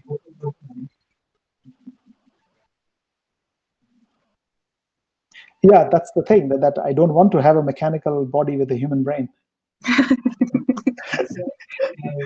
That is scary, right? We want to have our organic flesh.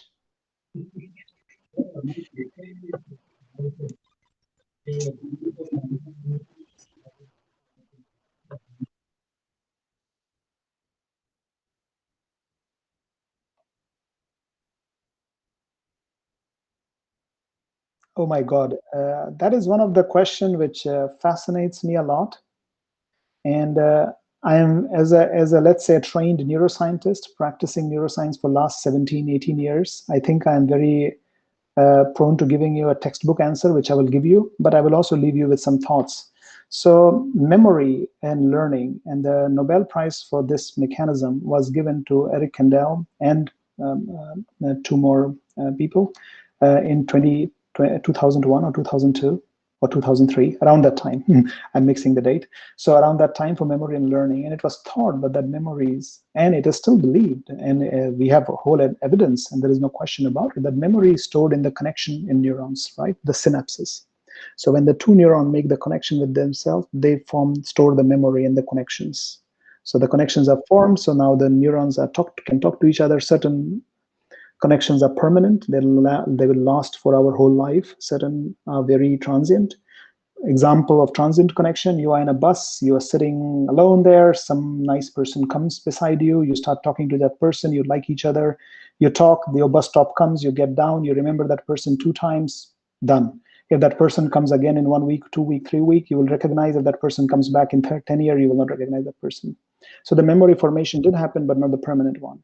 But I can tell you that we can have a most severe kind of accident.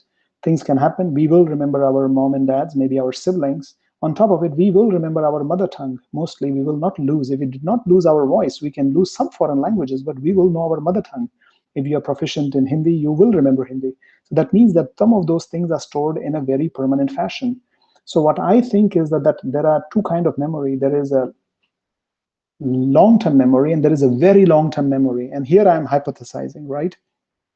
So my question and my quest is that where is this very long-term memory stored? Is it really stored in synapses or somewhere else?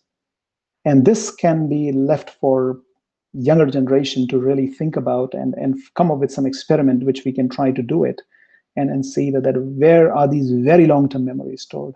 And people have all kind of ideas. It is stored in the cavities and structures of the brain, neuropill they call it or so, but we don't know. Yes, genes do carry some of the information. So these long-term memory does make the genetic changes, and these genetic changes promote the stabilization of the synapses, maintenance of the synapses, maintenance of this connectivity. So you can tell indirectly that the memory is also stored in the genome, right? Because you have done the gene changes forever. But as of now, I will be safe in saying that the most of the long-term memory, which we understand scientifically, is stored in the connection between the neurons, synapses.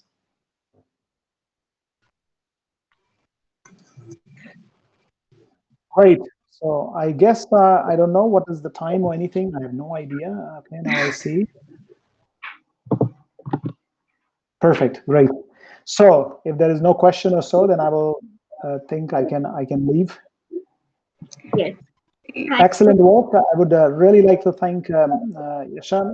It was really fun, and I hope that I could add something to the bioinformatics world. And tomorrow we will try to do some hands-on things. So really, guys who are interested in some image analysis, try to do some things which are there. Explore yourself. There's no hard and fast rule. We are not in the school. You're not going to get grades. It's fun.